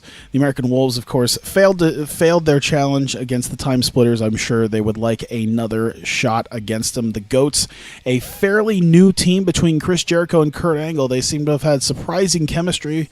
I guess not so surprising chemistry. They've known each other for as long as they have, and they are considered two of the absolute best in the world in this business, and they have teamed up and have done extremely well thus far in Hawkeye Pro Wrestling. And, of course, the Briscoes have been mainstays in the independent scene, especially in tag team independent wrestling, for over a decade, and they haven't had themselves a title match in a couple of months now, and they were not able to get the win over at Final Fight in the ladder match. They would like themselves an official 1 or 2-on-2 tag match between themselves and the Time Splitters. So three teams that could really use a match against them for the tag titles. One of these three teams will face the Time Splitters. And then we move on to our next women's match here. Representing the Revolution, it is Ashley Flair, and it has become a blood feud with Heyman International's Io Shirai. The former Hawkeye Pro Women's Champion has taken it upon herself to attack Ashley Flair after the losses that she has suffered from the hands of Kairi Hojo and Dash Chisako. She attacks Ashley Flair and has been sort of on a rage ever since losing to Dash. And it will come to a head at Death Flag. And we'll see if Ashley Flair can get the one-upsmanship on Io Shirai, or if the destruction that Io Shirai has caused amongst the women's division in the last month will continue, and Ashley Flair will be just another victim. We move on, of course, to a very special segment that will happen. It will be the Opportunity Trophy Open Challenge. Kenny Omega has decided that he will put his Opportunity Trophy on the line tonight. And he will take an open challenge match. Anyone in the locker room that wants to challenge him for the Opportunity Trophy, he is very willing to take them on. The only person banned from this... of course, is Shane Hollister. He is unable... He has been barred from being able to answer the challenge. So the question is who will answer Kenny Omega's Opportunity Trophy Open Challenge, and will they be successful? And we move on to some of our main event matches Starting off first for the Hawkeye Pro Women's Championship, Kana defends the Hawkeye Pro Women's Championship against Mercedes Martinez. Martinez has done extremely well ever since she stepped foot in Hawkeye Pro Wrestling, has gotten a series of wins, gotten a very strong win over Hikaru Shida in a stretcher match in the pre-show to Final Fight, and eventually got herself a strong win against Dash Chisako, of all people, the former women's champion. To earn herself a match at Kana for the women's championship tonight. And that is how we will do that here. Kana and Mercedes Martinez. This has big fight written all over it right now, and we will see how this turns out. We go to our semi-main event of the evening. It is for the number one contendership to the heavyweight title. Alex Reynolds versus Pete Dunne. It was a match that was supposed to happen at Dead Storm Rising. Did not happen, of course. And so they have attached the number one contendership to this. One of these men will face Tama Tonga at Blackout. Whether it'll be Reynolds or Pete Dunne, both men have a solid shot at potentially doing it. Reynolds, of course, a former heavyweight champion in his own right, and has been terrorizing Tama Tonga off and on the last several months. Both men have had a wave of momentum going into this. Alex Reynolds with several wins over Kurt Angle. He did have and lost a challenge at Revolution back in November against Tama Tonga, and I'm sure he would love to have another opportunity at the heavyweight title again, but this time he has to go through Pete Dunne. And the main event of the evening at Death Flag, for the first time ever on pay-per-view, for the television title for the first time on pay-per-view will be defended. It is generally defended on TV on Adrenaline, but it will be here in the main event at Death Flag. Akira Tozawa defends against Katsuyori Shibata in what can only be one of the best matches we will ever goddamn see. I am extremely excited to see how this will turn out. Tozawa versus Shibata, main event's Death Flag for the television title. What an event we have here, and that is tonight's Death Flag event. Whoops, I didn't actually mean to do the stinger right there, but hey, it worked out well. Oh my God. I'm excited. I'm excited to see how this all works out. Because I know that there's a general feeling, oh boy, Sonata and Shawn Michaels, they're really getting along well backstage. Oh boy. I wonder what they could talk about. And then Mia Yim was in fine form, keeping everyone in great mood with her hilarious road stories. Okay, I thought of something awful. We're just going to move along from this. I don't want to make light of any terrible real-life things that have happened. We're just going to move on. We'll just go with that. And hey, unlike the disaster of dealing with the nonsense of goddamn Dead Storm Rising, we have got Smart Mark Video for this pay-per-view event. I can only imagine how many people might actually buy this, considering we are all over America, all over Canada, all over Britain, through most of Europe. I think we're all over Europe. Let me see. 1, 2, 3. Central Scandinavia, Iberia. I think there might be one thing we're missing. I don't think so. And all through Australia. I think the only thing we're literally missing out of that is let's see, Mexico and Japan. Otherwise, Smart Mark Video is everywhere. There we go. Smart Mark Video presenting Hawkeye Pro Wrestling Death Flag. Tozawa and Shibata are too good for the world title. Hey, to be fair, if I can take the television title and make it my own version of like the New Japan Intercontinental title, that'd be awesome. Where you get to look at the television title and go, that's not a secondary title. That's more like, it's like if the heavyweight title is title A1, then the television title is A2. I want Tozawa to do with my television title what Nakamura did with the IWGP Intercontinental title. And I think it'll work out really well. Speaking of backstage stuff, let's do this. Let's take another shot at this. They can't hate each other anymore, so the only way we can go is up with them. God damn. Holy shit, where should we go? We should go Great Lakes. Great Lakes, we can get 10,000 people. We should go back to, what was it, Van Andel Arena? Yeah, we did Van Andel Arena. What was the last time I did this? I ran the Van Andel Arena. Where did I run it? I think it was Final Fight. I think I ran Van Andel for Final Fight, if I remember right. Dead Storm Rising, I did it in Magnus Arena.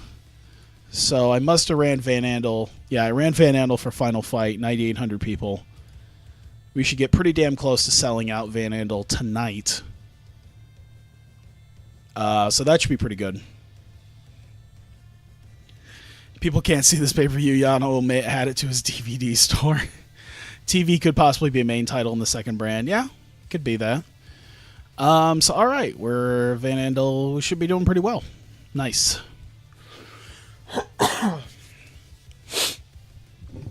Fantastic. All right. So we have...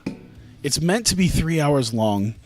You know what? I'm going to keep that way because, you know what? I get up to, 3 hours and 45 minutes. I have a sneaking suspicion we are going to use all 3 hours and 45 minutes. All these B pay-per-views are just going to be exactly this. Actually, so let's do our pre-show stuff. Unfortunately for Shane Hollister, he's going to have to work the pre-show. However, he's going to kill the pre-show with Sonata. It's not Shane, it's mostly Sonata. It's pretty much Sonata. He's okay, but he needs to get up there a little bit. And I think putting him with someone like Shane should make this work well. And we'll give him like 20 minutes to make this work. Shane over Sonata. Open match it. Slow build it. Decisive win it. There you go. Piece of cake. Shane over Sonata. Pre-booking wise, we got 4, 5, 6, 7, 8. Okay, so these other 8 matches are main show matches. So one thing I didn't officially book is a goddamn 6-man tag. And that is, let's see, Matt Cage. Whoops. We need Matt Cage up there with Receipt of Ice. And they are taking on Toru Yano and Bomb for Your Buck. It should be an interesting clash of styles here. Let's see. Hang on. I'll put it in myself.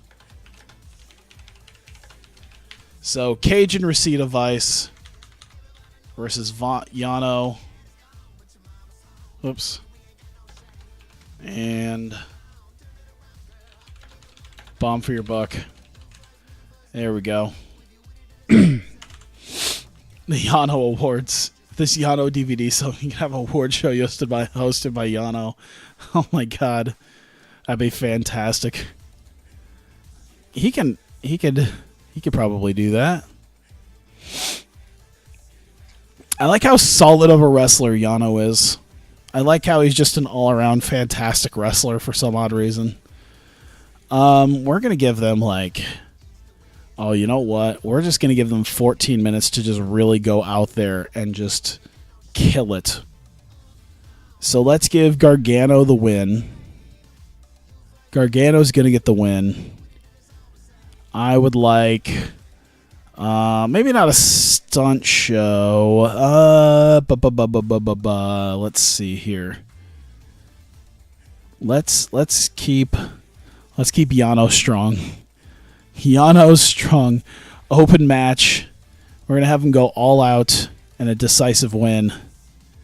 We'll let them decide amongst themselves who's gonna take the pin. It's probably gonna be Hiromu.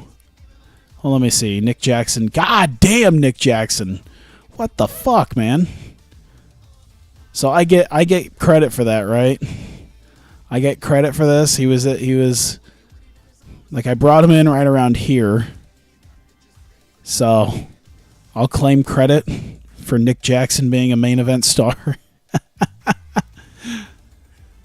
67 Mike, yeah. All right. I think we're good. Oh, God, no. Pre-show. Main event. That's the main event right there. Right there's good. All right. I think we can add the pre-booking stuff. What do we want to start with? I think I wanted to start with Skrull Sabay, but I think what I'm actually going to start with is the three-way tag dance. The Goats versus the Briscoes versus the American Wolves. Jericho's gonna be the weak link because of his shitty stamina. But that should be okay. We'll give it 19 minutes. Let's give... Oh, boy. We're going to give Angle the win. He will. Let's see who can he tap out. Let's have Mark Briscoe take it.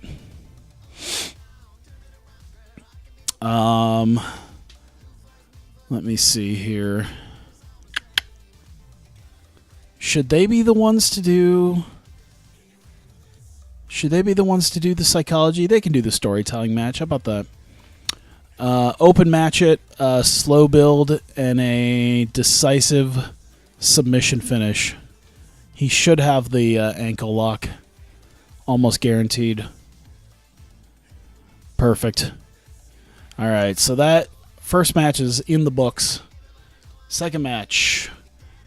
We will do... Oh, my goodness. What will we do? Let's do Let's do women's tag. I want to split up. I want to spread out the women's matches amongst the men's. We'll kind of like stagger them. So it'll be like women, men, women, men, women. Yeah, should work out. We got 5 men's matches, 3 women's matches. So, how long should they go? Mia's probably. Oh boy, Leva might be the weak link. She's got good psychology, though. She's got good psychology and stamina. They can go a little bit. I don't want to make this, like, too insane. We'll give them... We'll give them 21 minutes. Back to tags, though. Yeah, good point. Back-to-back tags. I don't... But that's the thing. I don't want to put the women's match... I don't want to put the title match there, and I don't want to put... EO versus Flair on so early. I feel like EO Flair could go on later when it's a bit more weighted. And I feel like the women's match should go on a little bit later too. So, oh well. Looks like we're just going to have to do 2 tags in a row. Based on the other matches, yeah. Oh, who's going to get the win here? All right. Leva Bates getting the win over... Professional sad sack Becky Knox. But we're going to keep her strong. We're going to keep Brittany Knight strong.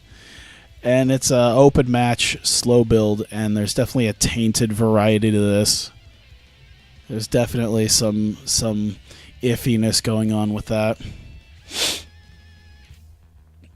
All right, which will leave us to, I guess this will be Marty Scurll Sabay then.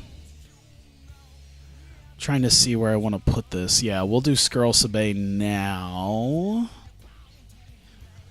Okay, yeah. Skrull Sabay submission match. Which is good because we just gave Skrull the crossface chicken wing.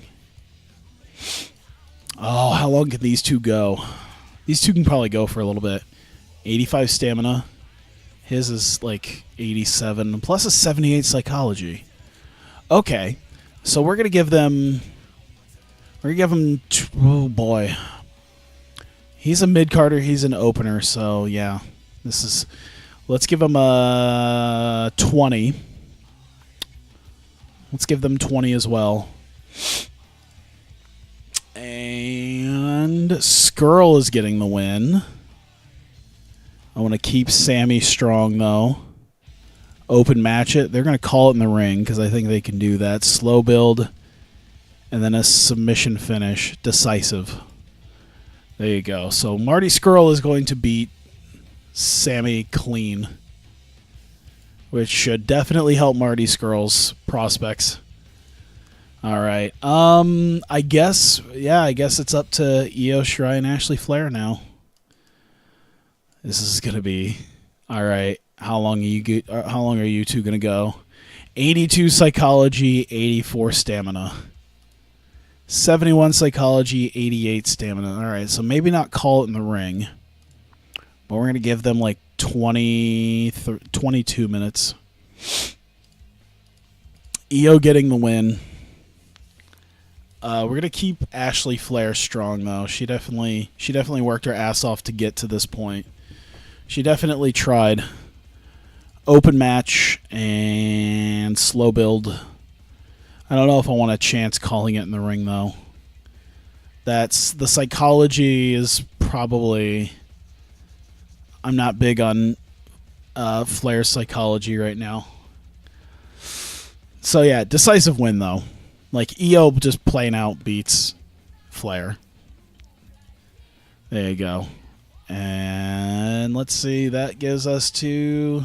Yeah, Kenny Omega's Opportunity Trophy Open Challenge. We're going to give this like 7 minutes of him coming out. And the person... let's see here. The person who is answering the challenge...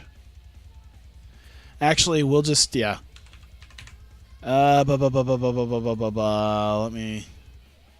me see how this all goes. You know what I didn't do?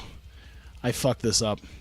The person who is answering the open challenge, who has not been assigned yet at any sort of push, is Pro Wrestling Ignition's guy who is coming up from the deal here, Will Ospreay. He can't really talk though, so. He can't really sell either, which actually isn't the most surprising thing. Look at that. He's not great on selling, and he's not the best psychology type guy. Black screen. Oh, I dropped some frames at some point. It looks like that might be what happened. Surprise reveal. Yeah, surprise. This is the surprise. Will Ospreay. We'll give him like he's not rated on anything, but yeah, success. It should be fine. I did drop some frames though, so it should be okay. Like 10 seconds worth of stuff. Sorry, on the stream. Let's do. So yeah, that's like 7 minutes of him prattling on. We'll put that there, leading to match. Get rid of that. Will Ospreay. Kenny Omega.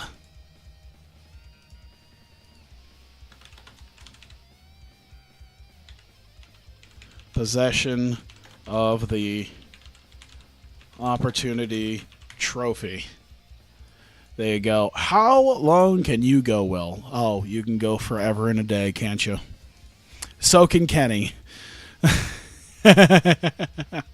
Your net buffers around this time. I think that's the same with me, seeing as how I dropped like 12 seconds worth of frames. All right, so we're gonna give them 19 minutes. They can go a little bit longer than that, but all right. The winner, Will Ospreay. We won't do the storytelling because that requires psychology. Not an open match. Kenny gets most of it, but slow building it. I want a decisive pinfall finish. However, there is some interference. This is all due to interference on Kenny Omega by Shane Hollister. So Shane Hollister coming in to sneak attack Kenny Omega to lead to Ospreay beating him. And we are going to keep Kenny Omega strong. I think he's willing. Kenny Omega is furious at the booking in this match. All right, protect Kenny Omega. But Ospreay is going to go over for the sake of this.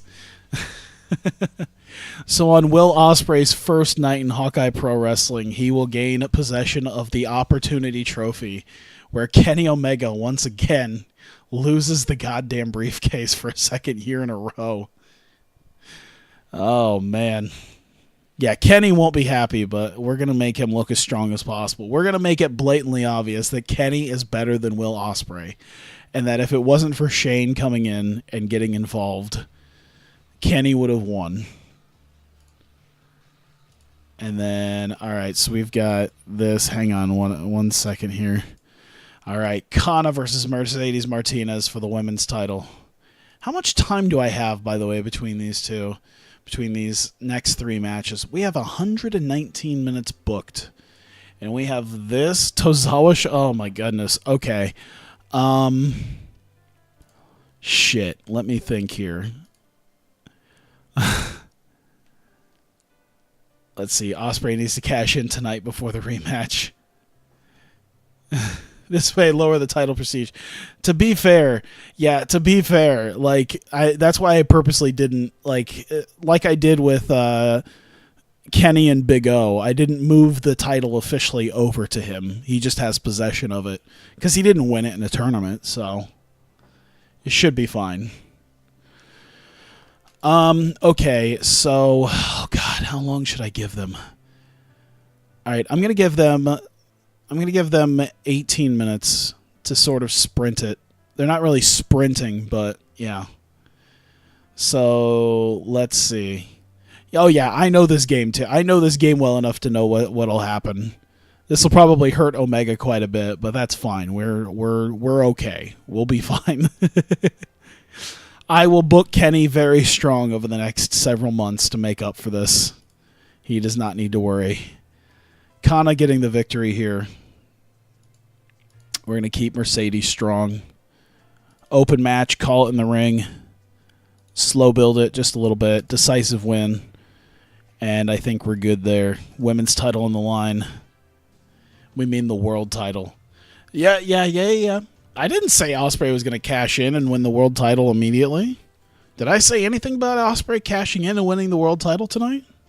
I don't think I did.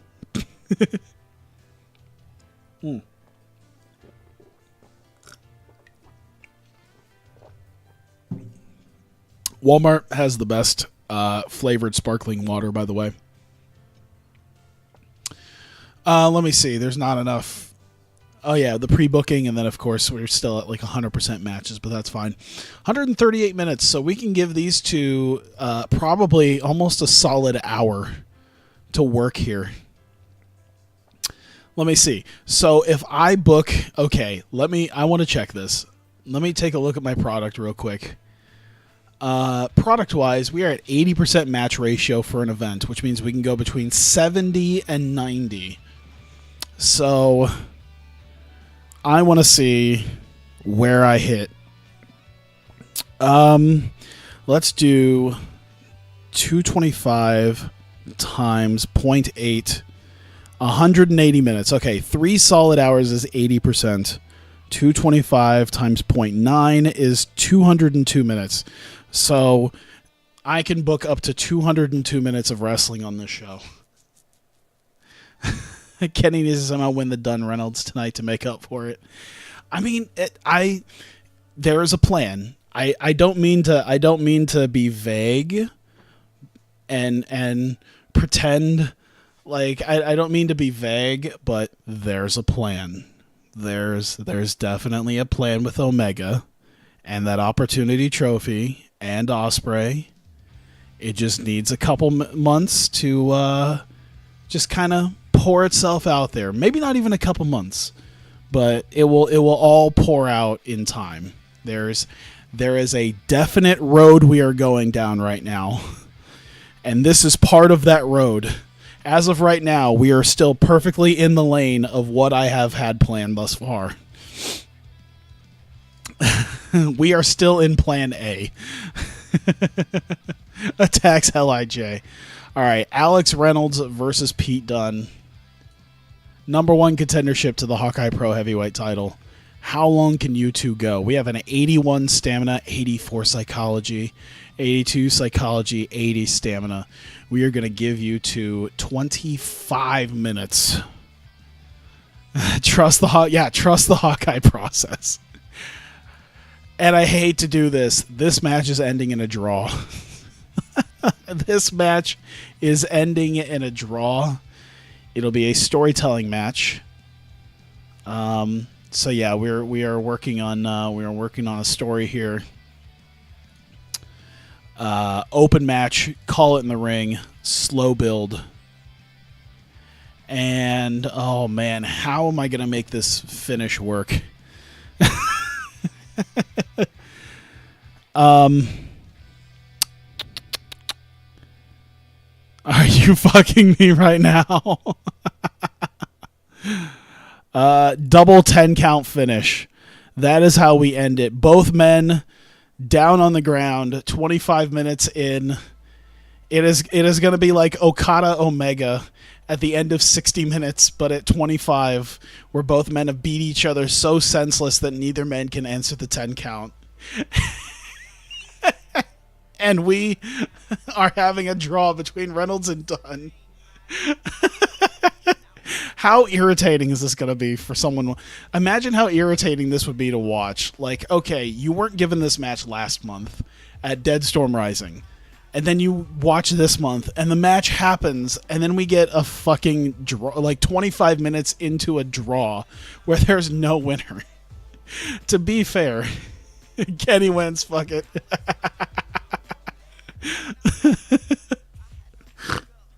This is the part where Tai2J is like, he's on the Fantasy Bookers Discord, right? We can just like cross him off and boot him out, right? We don't have to have him on our Discord. I feel like he'd be a cancer upon our Discord. Yo, so here we go, guys. We build up this big feud. We have him get attacked before the first month, and then we get this big build up to the second month, and then boom, draw.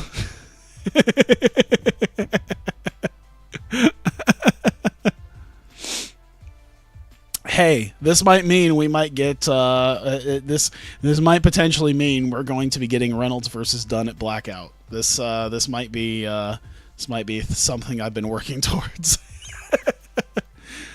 All right, main event time. Banned from our Fantasy Bookers. Enjoy life, you scrub. All right, 82 psychology, 84 stamina, 84 psychology, 90 stamina. Oh my god. All right, so guess who's going the I'm up at 5:30 for this shit.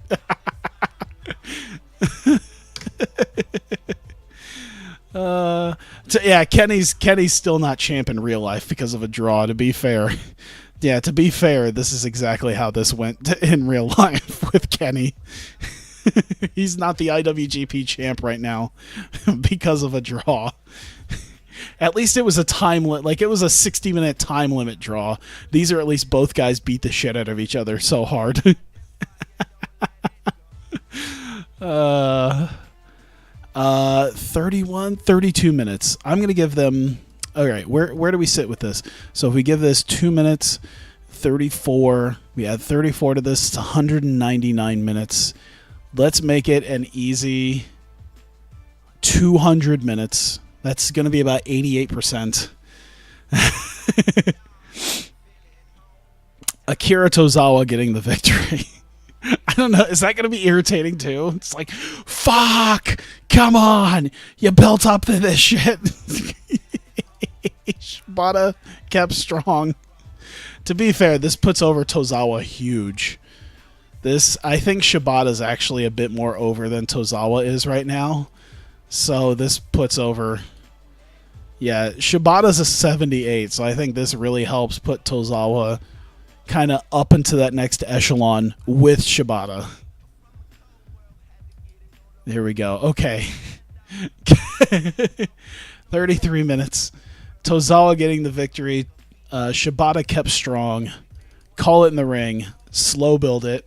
Fuck you, we got your money. No happy endings ever. And decisive win. Oh, whoops. Did I put that in? There we go. Decisive finish. First Kenny, not Pete, now Peter, now this shit. This is, oh god, this really is like a fuck your happiness type pay-per-view, isn't it? It's just like, yeah, fuck you. We reward racists around here, folks. Oh my god. Oh man. Alright, 96%. We have 25 minutes. Oh, 25 minutes for everything else. Holy shit. Oh, God almighty. This is amazing. Of course you reward racists around here. It's just like WWE. Look at Jinder. AKA Jinder the Champ. Yes. Perfect timing on that. Oh, my God. Okay. Jesus Christ. Goats versus Briscoes. All right. So, Chris Jericho and Kurt Angle. Check your Twitter. Oh, no. I'll be sending you the bill for my therapy sessions. Oh, my God. You know what? This might make Blackout that much better. It is a legendary gimmick. You know what? This is going to make Blackout just that much better. I guarantee it'll just be like, just mwah. Selling. All right. Angle and Jericho celebrate. Okay, yeah. Angle and Jericho celebrate their win, as they will be underdogs. Let's see. Underdogs against Time Splitters at Blackout. There you go. The Goats and the Time Splitters for the tag titles. We at least have settled that. That has been settled. I forgot. We can't put too much in here. There we go. If Blackout ends with Tozawa still champ, Kenny losing to Hollister, and Peter Dunworth not the champion, you're going to buy me a new computer monitor. Yeah, they're the Goats, but I guess they're not really the underdogs. You're right. Celebrate their win. Yeah, to be fair, that doesn't really make a lot of sense.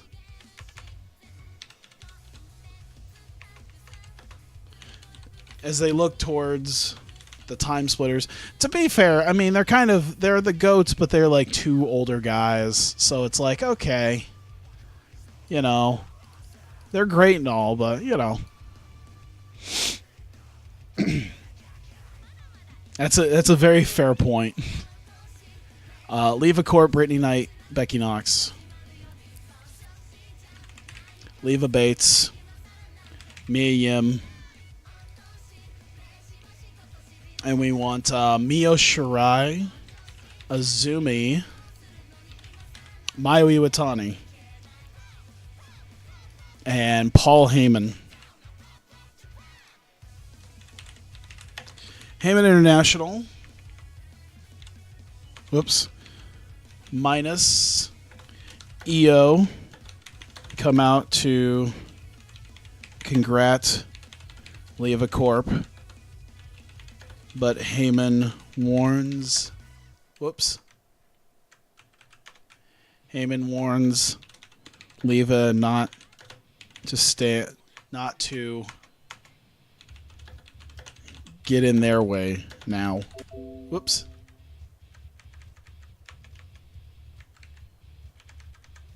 It's like, congratulations, but just remember, you're not the only people here. Don't hypocrite your own gimmicks. Good enough. 5 minutes. We'll give, yeah, they're selling. Rest of them are out there. He's talking. So, minor success given them with that. And then we'll just give them a little bit of minor success for them even being out here. There we go. We still have 16 full minutes to use. Sabe and Skrull. Marty Skrull. And Sammy Sabe.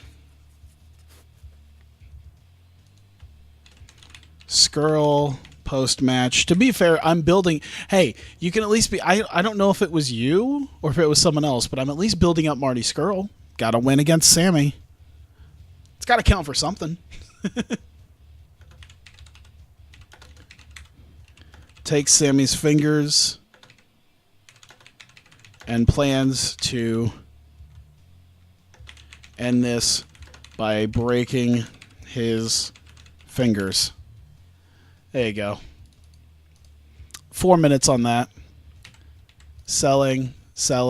I guess there's a slight injury risk, even though he knows how to do it. Oh, that was you? Okay. Well, there you go.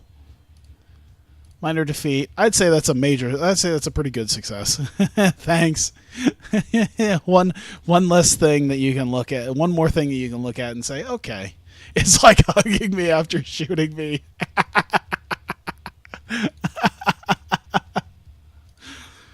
Io Shirai, Paul Heyman.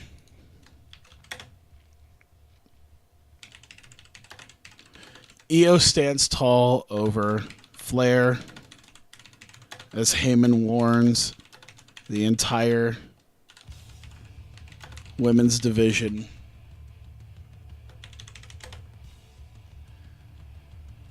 that this is her yard now. I thought pay-per-view streams were fun. Hey, just think about think about the fact that it's an interesting, like it's a very interesting show. You know, it's different. Yeah, you got to look at the bright sides. It is definitely an interesting show.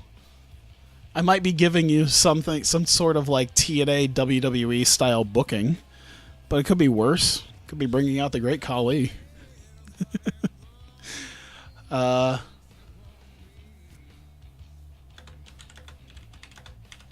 This is now her empire. There you go. The EO empire. Is there something that kind of sounds like EO that I could use? I don't know. One match in a promo could possibly be overusing a wrestler. I know. That's why I need to build Marty Skrull up. That's why. Selling, entertainment, success, minor success. There you go. WCW booking, please. I know you're like doing that. It was just kind of funny. I need to change this though. Let's see. Answered by Will Ospreay. It's fun. It's just fun. All right, so we did the Ospreay thing. All right, so we'll do a little bit here. Let's see. Kenny, Will, Shane,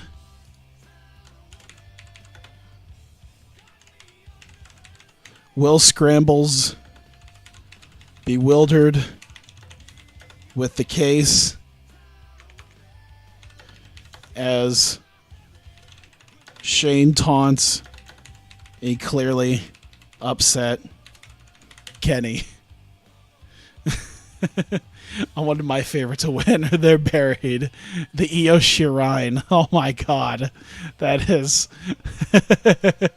Yeah, I guess I gotta at least be thankful that, you know, it's a thing where it's like, oh shit, people are like super into it. That's cool. Selling. We'll have him sell too. Why not? Or entertainment. How about that? Scrambles. Yeah. Oh, the audio. I do wanna see something real quick because it's been about 2:20 right now. See, when you say scrambles, I was like, is it like scrambles or audio something? I just want to check the audio real quick. Okay, cool. Everything's good. All right. Ospreay should cash in on Dunn and Reynolds when they're KO'd. That would be interesting, but that's not a title. Oh, my segment name. Oh yeah. What did I do? Oh, Scrabbles. He scrabbles. He scrabbles his way up there. Thank you. No, he scrabbles his way up. He hits the triple word, and that's how he actually won. He didn't actually win it in a match. It was just a 20-minute long Scrabble game. He hit triple word with the letter Q and U in it. He hit a triple word with the word question, and that was it. That was all she wrote. Kenny just couldn't come back from that. Major success, I think, on Will Ospreay's part with this. We need to this is gonna hit him hard. We're gonna hit this. I want to see how hard he flies up. I want to keep a note of this real quick. Let's keep a quick note of this as to where he's at. All right, there is where he's currently at. He's gone up a little bit thanks to working ignition a little bit. So there you go, 43, 50, 43s, 42, 43s. There you go. He spelled out flippy shit in one.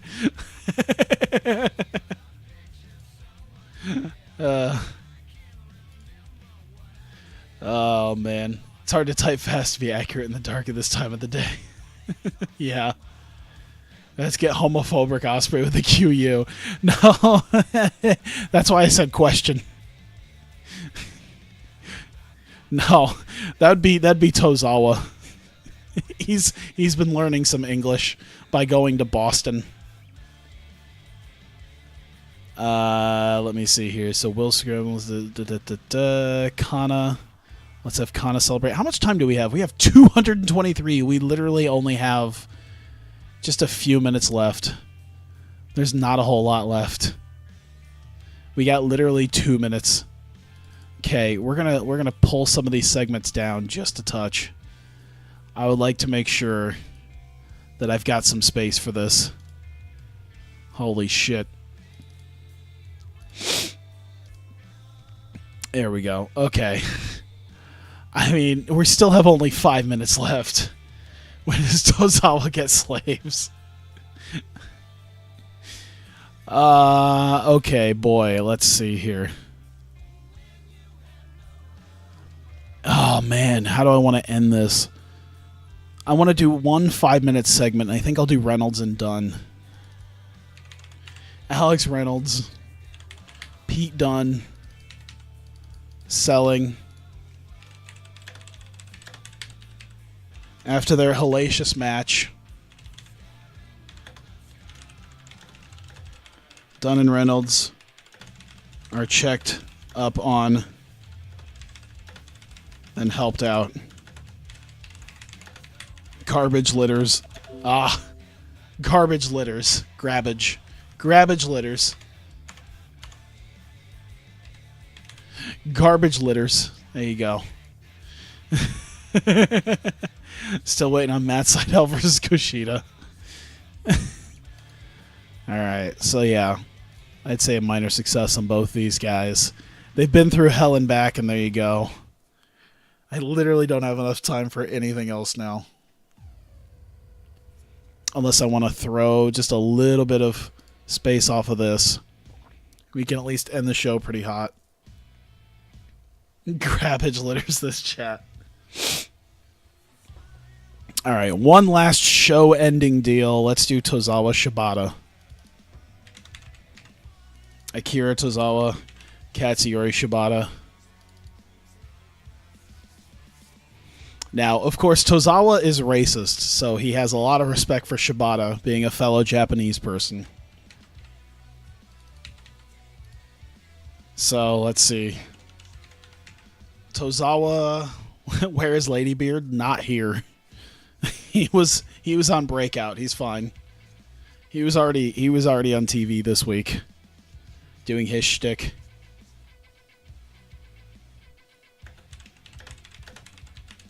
Tozawa has the belt and looks to shake Shibata's hand.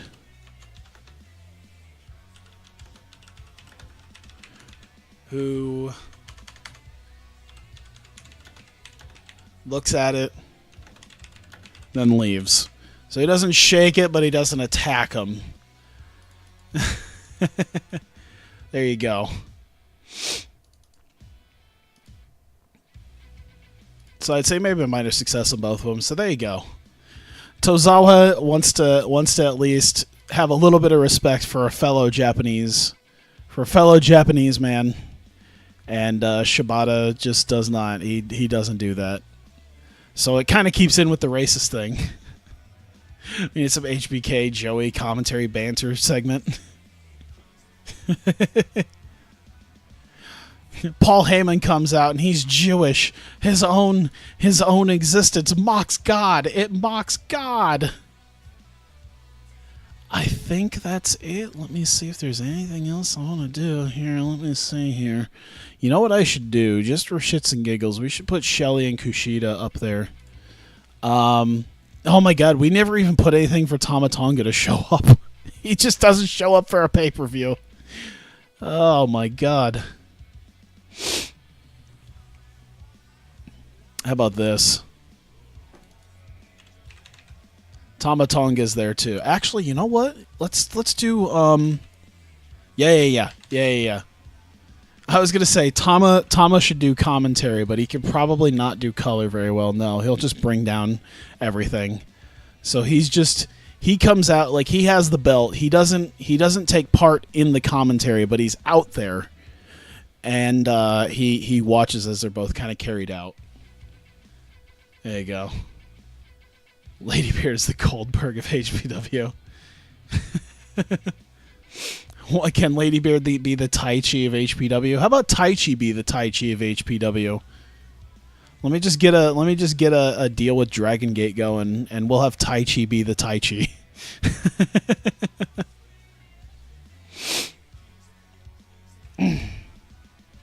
Tama's better on color than I thought he'd be, yeah. Let me see here. So how about we do... Yeah, Shelley and Kushida. Oh man, I want to do something. I want to put Kairi Hojo out there too. Kairi didn't even get a freaking match. So let's do Shelley and Kushida versus... I have no idea. Adam Cole and Lady Beard doesn't seem to make sense. So I guess they're not. I guess they won't be here. We could put some female wrestlers in there though. Let's do that. Let's do oh man. Let's do six-way regular six-way match. Let's see, who can we put in there? Exclude booked. So Jessie McKay, we'll get an idea of what Jessie McKay can do in there. Hamada's always solid in the ring. Arisa can be built up a little bit more. Nicole Matthews can be built up a little bit more. Azumi hasn't wrestled in a little while. And Kairi Hojo deserves some sort of match. She hasn't really had a match in a little bit. There you go. Perfect. Lady Beard versus Brother Ray. 1 minute stare down with goats. Fuck. I don't know why. When you said that, like, I immediately thought of doing an overness thing where it's just Alex Shelley and Kushida, and then they look at Angle and Jericho, and it's just, and it's literally just time splitters are time splitters come out. They are the men who stare at the goats. Time splitters are men who stare at goats. Done. And then I shut down the stream. That's it. Let's give it like 12 minutes. And let's give Nicole Matthews the win. We haven't really given her a win yet. Loser in this, I guess, it's probably going to have to be Azumi, isn't it? Azumi will take the loss. Let's make it an open match. And decisive win. We'll see what Nicole can do. Kairi Hojo's furious at the booking of this match. Oh no, are we going to have to do this now, Kairi? Alright, Kairi's going to need to be strong. Hamada's strong. Nakajima's strong. I think we're good.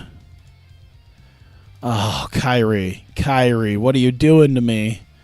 What are you doing? Why are you doing this? Come on. Oh, Kairi, come on. No, don't do this to me. Don't do this to me. All right. You know what I'm going to... God. Sometimes, I swear. Nicole Matthews. It's going to be Kyrie. To be fair, Kyrie is like head and shoulders above them in popularity. She's like right on the cusp of B-, and I was going to give it to Nicole Matthews, who's at an E. But yeah, we're keeping her strong then. There. Did I put that in the pre-show? Yes, I did. Okay, cool. So we're going to put that right in the middle there. You deserve all that you get. Or Time Splitters just actually stare at goats. That's just they just do a skit where they're just staring at goats. Fuck it. All right. Sorry.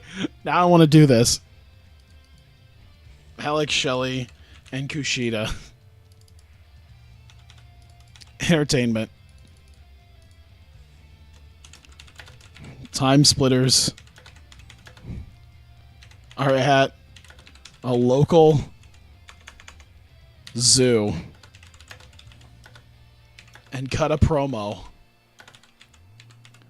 while staring at literal goats. Perfect. Pre-show. 5 minutes. Let's make it work. Kushida takes Shelly to a petting zoo looking for Jericho and Angle. What? I thought I... Oh, too long. It's currently 1 minute too long. Okay. No problem. There you go. All right. So I've used up all 30 minutes. I'm sorry. All 60 minutes. I've used up all 60 minutes of the pre-show. All 225 minutes. I'm not even going to deal with post-show. Done.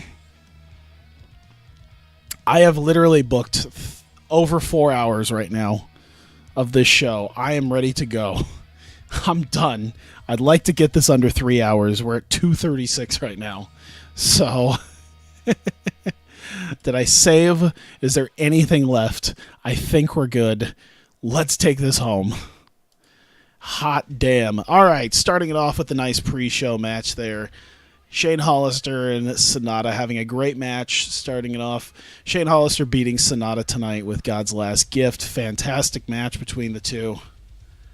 That should be on the post show, honestly. It really should have been. God damn. You're right. Oh, well. Oh, well, fuck it.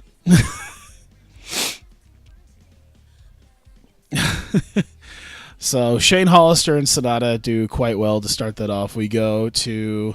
Actually, not too bad. Ayako Hamada was better than everyone else. I'm not surprised. She's an 85. Kyrie is a 73. Then we go down to Nicole Matthews at a 69. Okay, she's getting better. She's getting better. She was in the 40s. Jessie McKay is a 56, which puts her above Nakajima and Azumi, which Nakajima and Azumi are on the same level, which Nakajima is like... such a great wrestler, and it's sad to know that she's on the same level as her. I need to use her a little bit more. Boost her. Her simpleton gimmick got a great rating. So Jessie McFestus is quite the hit already. And then we get Matt Cage and Rosita Vice taking on Toriano and Bomb for Your Buck. Solid match between these guys. Matt Cage being the weak link, of course. Only a 59. Matt Cage might need to go here soon. Make some room for other people.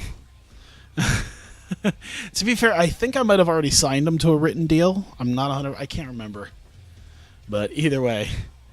Everyone did pretty well. Nick Jackson got a 90. Toriano got an 84. Beretta got an 85. Gargano even got an 81. So this could be really good with Rosita Vice. So yeah, pretty good. 89 for the Time Splitters. They're at a local zoo in Michigan, and they are staring at literal goats while cutting a promo about tonight's tag team three-way tag dance. And that's how we actually start off the night. We are officially at Death Flag, starting it off very hot. Chris Jericho, the Wink Link, of course, only a 66, Angle a 77. Jesus Christ. Mark and Jay Briscoe at a 100, Davey Richards at a 100, Eddie Edwards at a 96.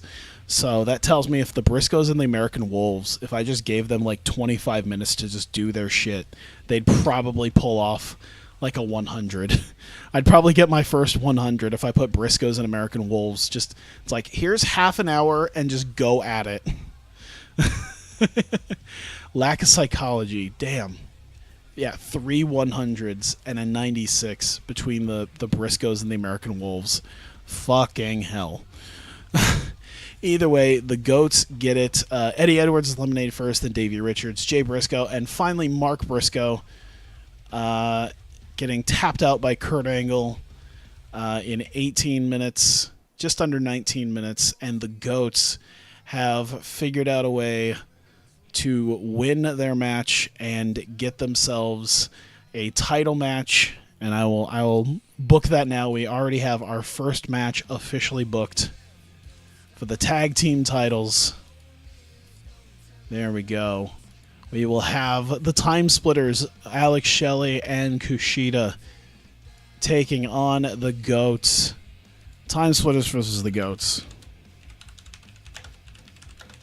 Hawkeye Pro tag titles are on the line at Blackout. There you go. Moving on, Jericho and Angle are celebrating their win. They look towards the Time Splitters at Blackout. They are set and ready. Just two older guys who have managed to hold back the hands of time long enough to get a solid win. And goddamn, who was Mia Yim? Mia goddamn Yim. To be fair, none of them did as great as I thought they'd do, but that's why I put them on first. That's why I put this match on first. I'm expecting more out of Io and Flair, and I'm expecting more out of Kana and Mercedes.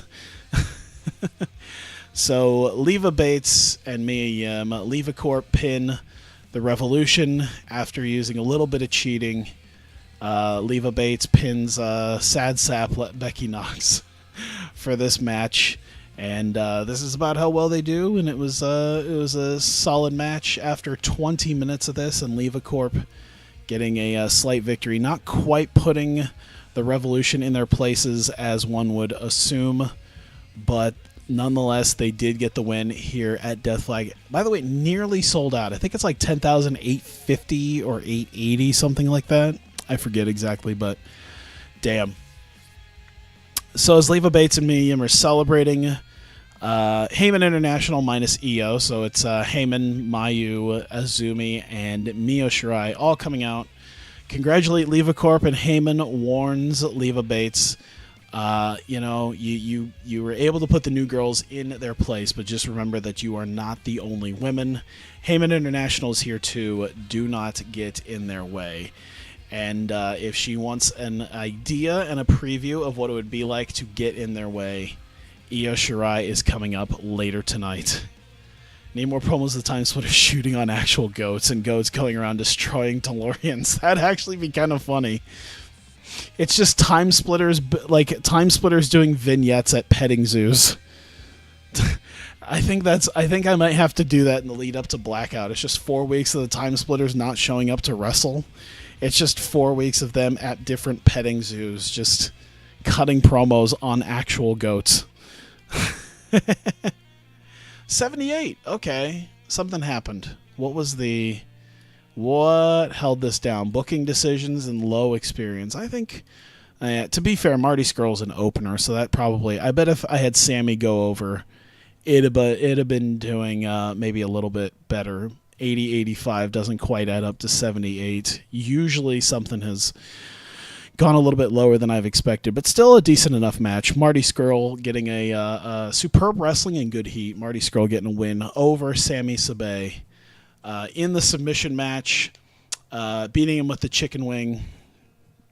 And Marty Scurll getting a nice little push out of this. God, I can only imagine what Ospreay Omega is going to be like now. Jesus. Either way, Marty Scurll getting the better of Sami Sabay here at Death Flag. And I think that officially kind of gives him the official one-up on Sami Sabay here, so we'll see what happens between the both of them going forward.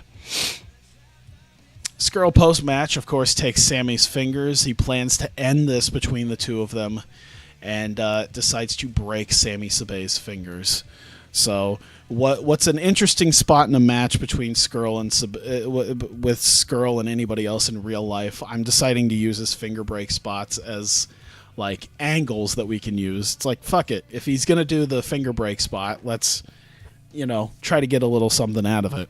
So break Sami's fingers, and that is the end of that. Goddamn. Fantastic. Superb wrestling in good heat. Io Shirai in 22 minutes after a moonsault press, beating Ashley Flair at Death Flag. That should be one of the best. It should probably be like a top 3 now officially in women's matches. I think I'd probably be tied for first, if not second.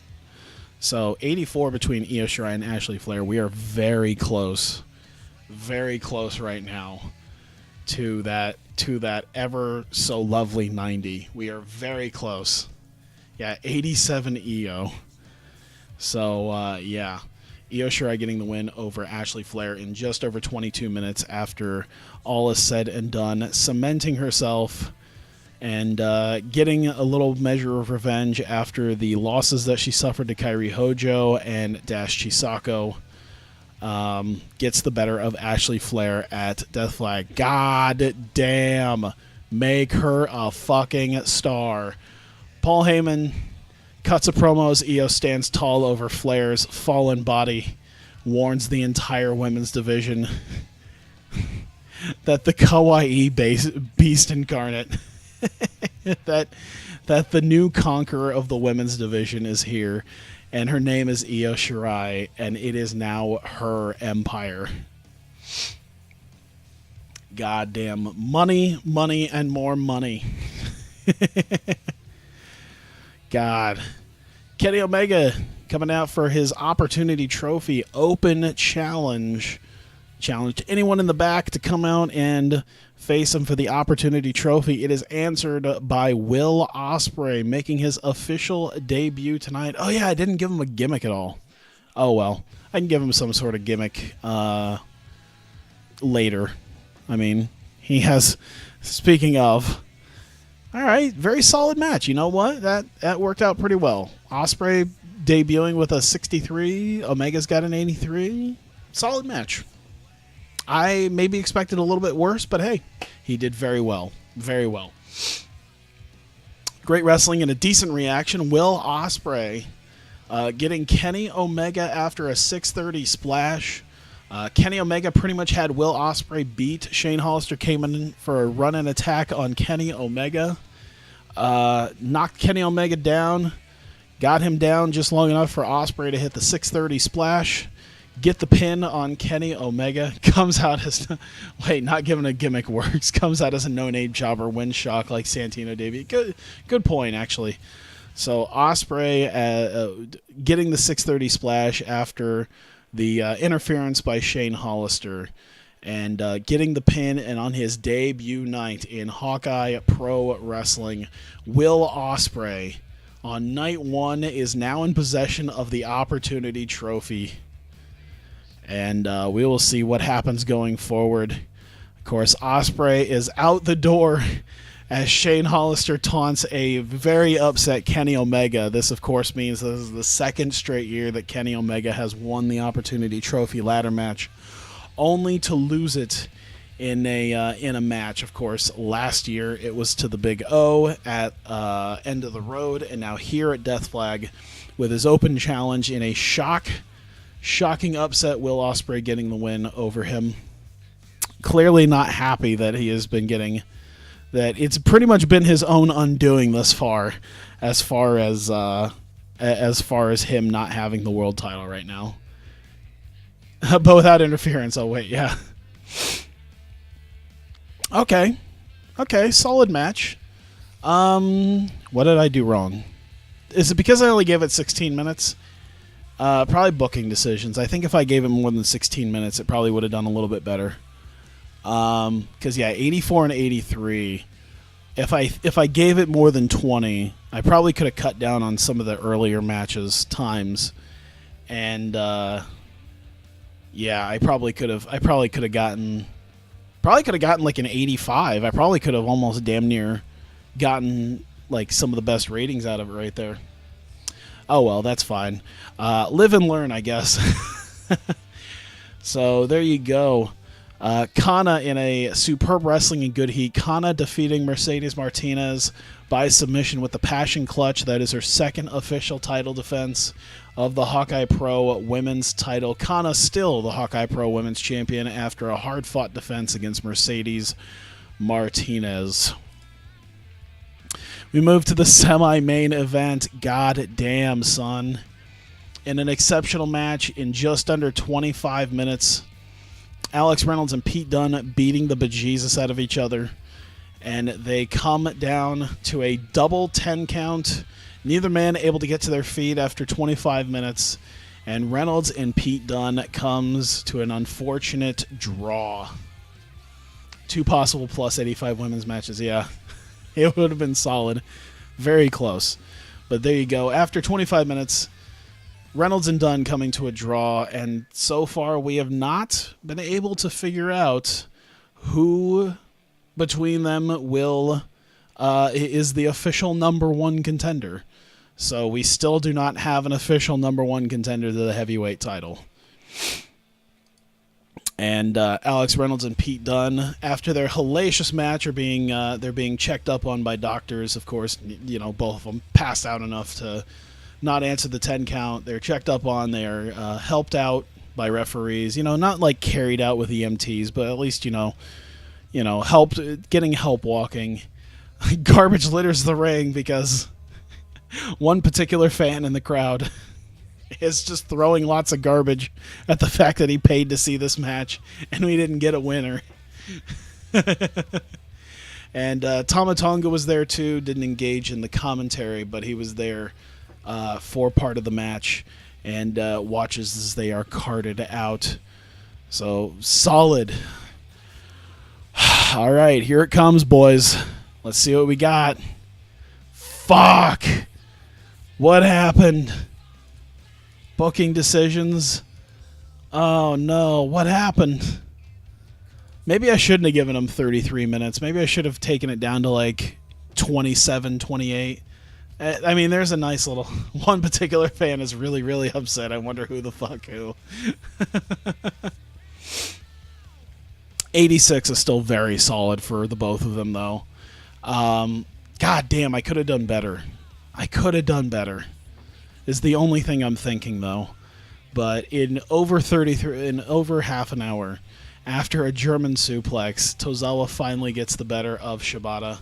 Yeah, check the notes. It looks like it said booking decisions, which I don't know. Chemistry. Oh, motivation, chemistry. That might have been it too. Oh, road agent notes. Yeah, Tozawa to be the victor, kept strong, open, called in the ring. I think they should have been able to call it in the ring fine. They both had solid the other booking decisions because the wrong guy won. To be fair, I got a 98 for a draw. Should I just done another 2 straight half-hour matches that end in nothing? Just an hour of your time wasted with another draw. I should have done another 30-minute draw. Kept strong, lowered it. Yeah, that's probably what it was. I think that was the big one. Was Shibata being kept strong. It does limit him a little bit. That's all right. I mean, I didn't want Shibata to lose too much out of this. But, you know, that's fine. I think that's wise, because I didn't need to make either one of them look strong in a draw, because they both look strong. But here, with an exact winner, you know, yeah, no other booking, no should. Okay. So I think that's probably what it was. Chemistry, motivation, and keep strong, yeah. I think that's the thing, is that in a draw situation, there's no one you need to make look strong because they both look strong. They both look on equal ground. Here with a winner, I wanted to make sure that Shibata didn't lose too much out of this. Either way, still a solid main event. Tozawa has the belt, looks to shake Shibata's hand, who looks at it and then leaves. Tozawa, of course, having a little bit of... I can't believe that was only a 78. Being short. That's right. Yeah, because I kept making them... I mean, I was starting to run out of time. 3 hours and 45 minutes is not enough. I think I've actually helped with this next month, because I only have about 7 matches booked for Blackout. So I clipped off a match so that I can give more time to the matches that I know are going to be good.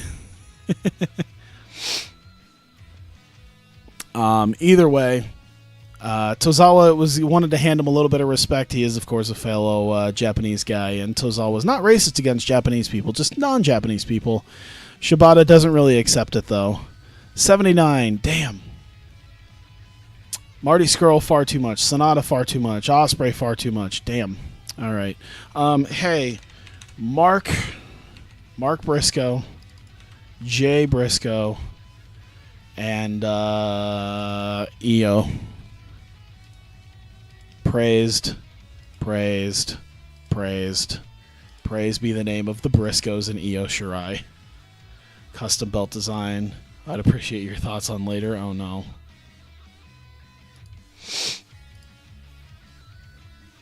That's a solid design.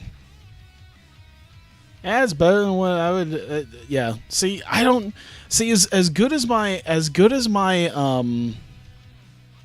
That looks really good, because see, as good as my belt designs tend to be, you know, I can't really make anything that looks like the belts that you can ask for from the people on Grey Dog forums. I don't know. It's not a joke design. It's a legit effort. Yeah, I know. It looks really good. It looks better than it looks like the type of stuff that they make on Grey Dog forums, not the horse shit that I pump out for my own stuff. Like, these look pretty cool for me, but I appreciate the fact that I'm able to do this, and you seem to be able to get a handle of how most other people do it, and do it very well. So, seems like you're already better at this crap than I am. Okay. Either way, 92. Okay, so it bumped up a little bit. Heavyweight title still there. Tag team title. Women's title bumps up to a 78 now. Cool. Everything's still A-okay. Let's take a look. Hey, look who's coming up. Perfect. Death Flag buy rate, a 0.16. What is that? How many people bought this? How many people bought the show? 84,000 people bought the show. I think that's better than what TNA's ever done. I think the most they've ever done is like 55, 60,000. You're an art student? Yeah. I wanted to, I originally wanted to learn how to do it like that, but I couldn't find any way to do it quite like that, so I just was like, fuck it, I'll just do my own style. So, yeah, that's just how I did that. 84,000 people buying it, though. That's pretty good. And hey, we got someone to go talk to. Let's go talk to somebody. Oh God, no. Yeah, you're right. My stream has gone nuts. Hang on 1 second. Oh, please don't do this to me now. Why are you doing this to me? Hang on 1 sec. I want to see if it gets itself straightened out. Because it's... Oh, no. Why are you doing this? Come on now. Stop dropping. Stop this. After 3 goddamn hours, this is what it has to do. All right. So you guys who are watching this on stream, I apologize. I am trying to get this just taken. It's like half you, half me. Yeah, it's... Dude, it's... I don't know what is going on, but things are going to... hell in a handbasket for my stream. Am I downloading some? Oh, you motherfucker. I see what it was. All right, let's see if that did anything. Come on. Come back. Come back to me. Come back to me. Let's see if it levels itself out. It should level itself out pretty well. I was downloading something on accident. I didn't even realize it. Let's see if it even keels or whatnot. Hang on.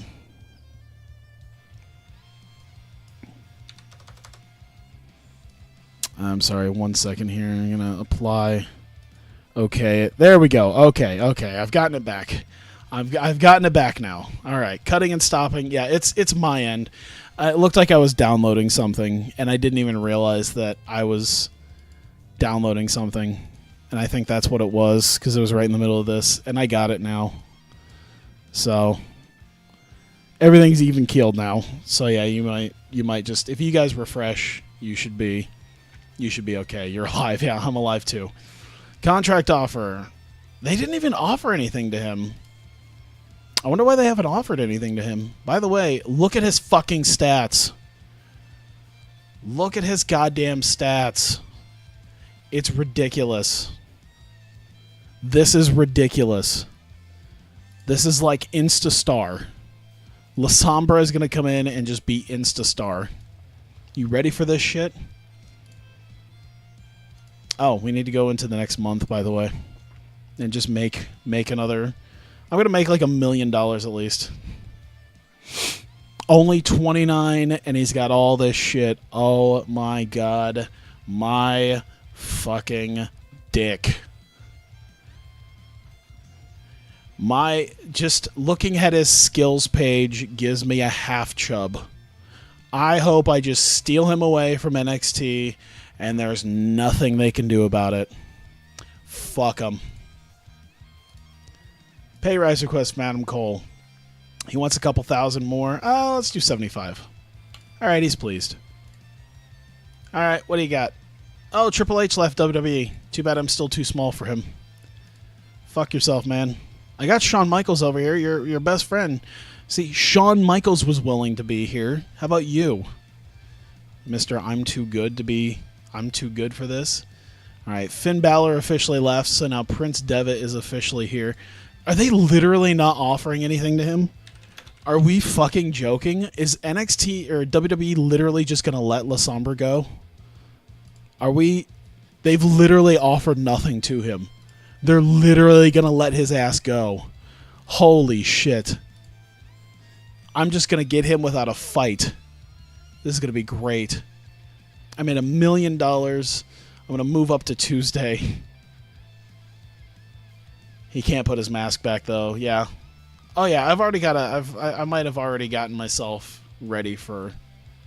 Yeah. For him not having a mask. They're just going to let him fucking go. This is amazing. Free Mexican. Oh, my God. I get myself a free Mexican. Virtually free. Come on now. This is ridiculous. You just remember the fact that he's worth $4,000 a month right now. Because I give it like 6 months and he's going to be worth like 20. Oh my god.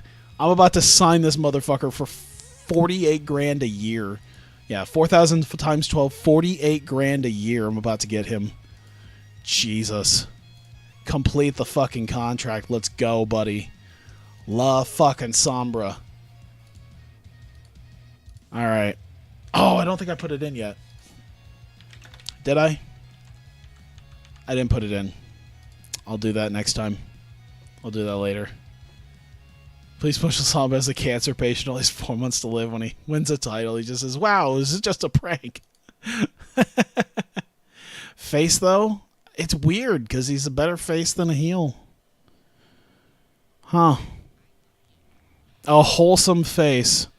Oh, boy. What type of wholesome face can I give? What type of wholesome face gimmick can I give La Sombra? That actually might be kind of funny. To make him like just a real... He just comes out as like the best sex object. Do we have something like that? Do we have sex object?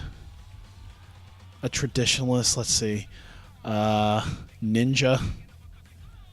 Censor, equality fighter, fan zone, franchise players, probably a good way of doing it.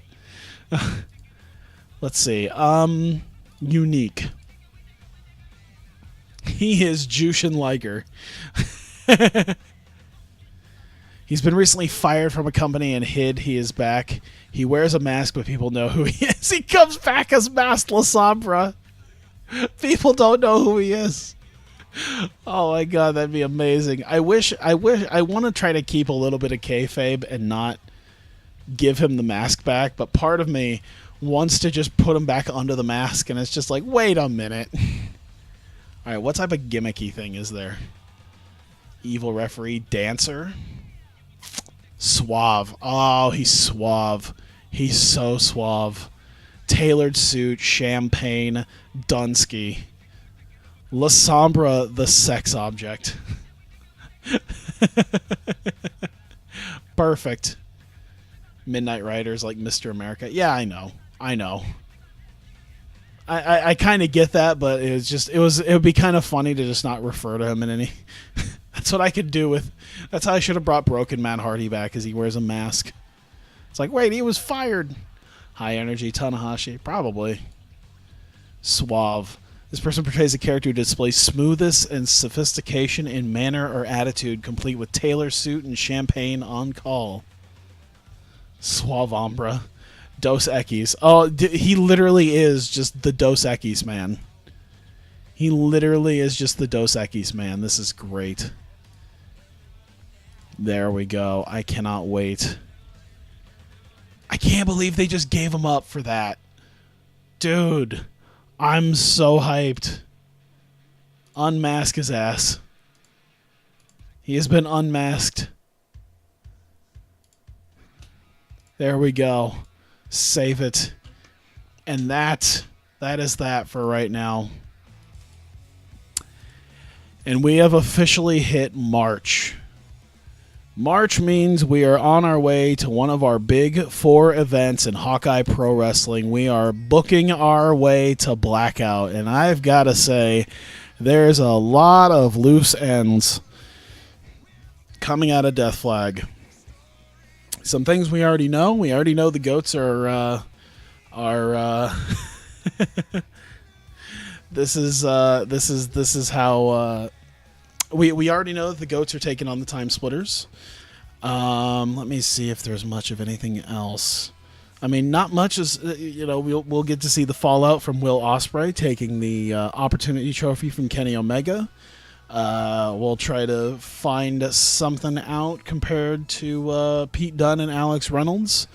We still don't have an official #1 contender because of that. And we'll see the fallout from Tozawa Shibata and what happens with that. You're fucking telling me there's loose ends. But hey, there's loose ends from a B pay-per-view coming to an A pay-per-view. We are at one of our big 4 A pay-per-views, and it is Blackout. And it'll be coming at the end of the month. We'll be working our way towards that. And then, of course, after Blackout, we start up the Grand Prix. And I'm very excited because I've already got shit like underway for that. Like I'm already like prepared with stuff. And we'll still have some surprises too when it comes to wrestlers coming in, and a few surprises for the Grand Prix as well. Of course, we had Prince Devitt as one, who's officially in Hawkeye Pro Wrestling now. I might just wait until Blackout to bring him in. Like, have his first appearance be at Blackout. Blackout is B. What did I put that wrong? No, I put Blackout. Blackout is, oh god damn it. I was like, what? And then I was like, oh, you suck. All right, there we go. Holy crap. Did we actually go down a little bit in that because of that? Did we actually go down just a touch in like Japan? I thought we were at like a 17. I think the pay-per-view might have gotten us more money for that. How did our pay-per-view revenue do? We got 76,000, so we doubled. We nearly doubled what we had. So there we go. Samba versus Tozawa. Oh god. Suave Mex versus Racist. So there we go. That was the weekend Death Flag. It is 3 hours and 15 minutes. We have another new signing. Hey, oh my god, we went up to 15th. Shit, who'd we go over now? Alright, who'd we go over? We got over NXT, and we got over 0-1. All right, so 0-1 we've now officially leapt over. Holy shit. Are you guys going out of business? No? Okay. 2 prestige is like, you know, it's just a little weird to see, you know. Okay. But there you go, 15th. We're eyeing up DDT now. We're climbing, and we're right there. We're at Hulkamania's doorstep now. It's been a year and a half. It's been almost 2 years now since the exodus that we felt, and we are knocking at Hulkamania's doorstep, and we are ready to surpass them. I am ready and set. 2 prestige. I have no idea why 2 prestige. Look, Hulkamania's got 16 prestige. I have no idea why. I'm sitting here with like 82 going, what the fuck are you guys doing? I'm not going to declare war. I'll keep things I like to keep things fairly cordial, you know. And hey, we actually made it a couple days into the month, and we no longer have to worry too much about people taking our guys. Holy shit. Has ROH caught WWE yet? Probably not. ROH is down here in 9th.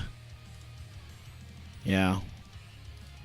Influence-wise, we're actually above ROH. We're right up there. We're the most influential cult promotion. We're actually above Noah in that now, too. Like, and once we hit national, we'd be above them, above CMLL. We'd be right at WWE's doorstep with influence. So we're highly influential. And important-wise, we're number 5 influence. That makes us 2 in the U.S.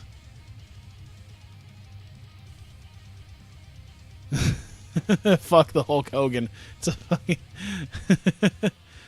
Look at HWF's TV show. What happened with that? What happened to HWF's TV show? HWF nonstop action? Oh my god. Oh my god, that is amazing. How close are we to national? It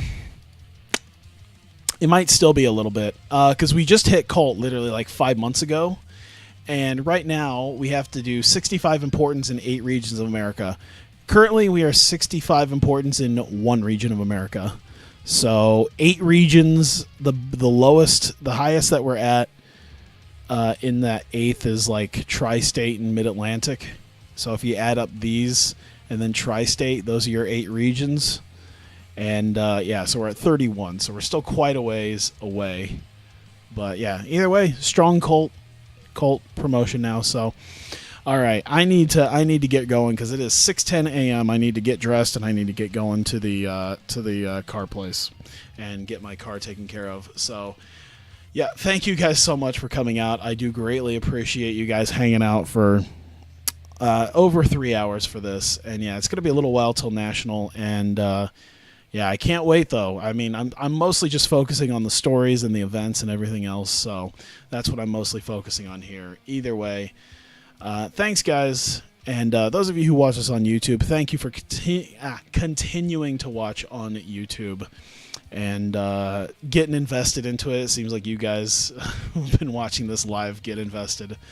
So thank you guys, and I will see you guys next time.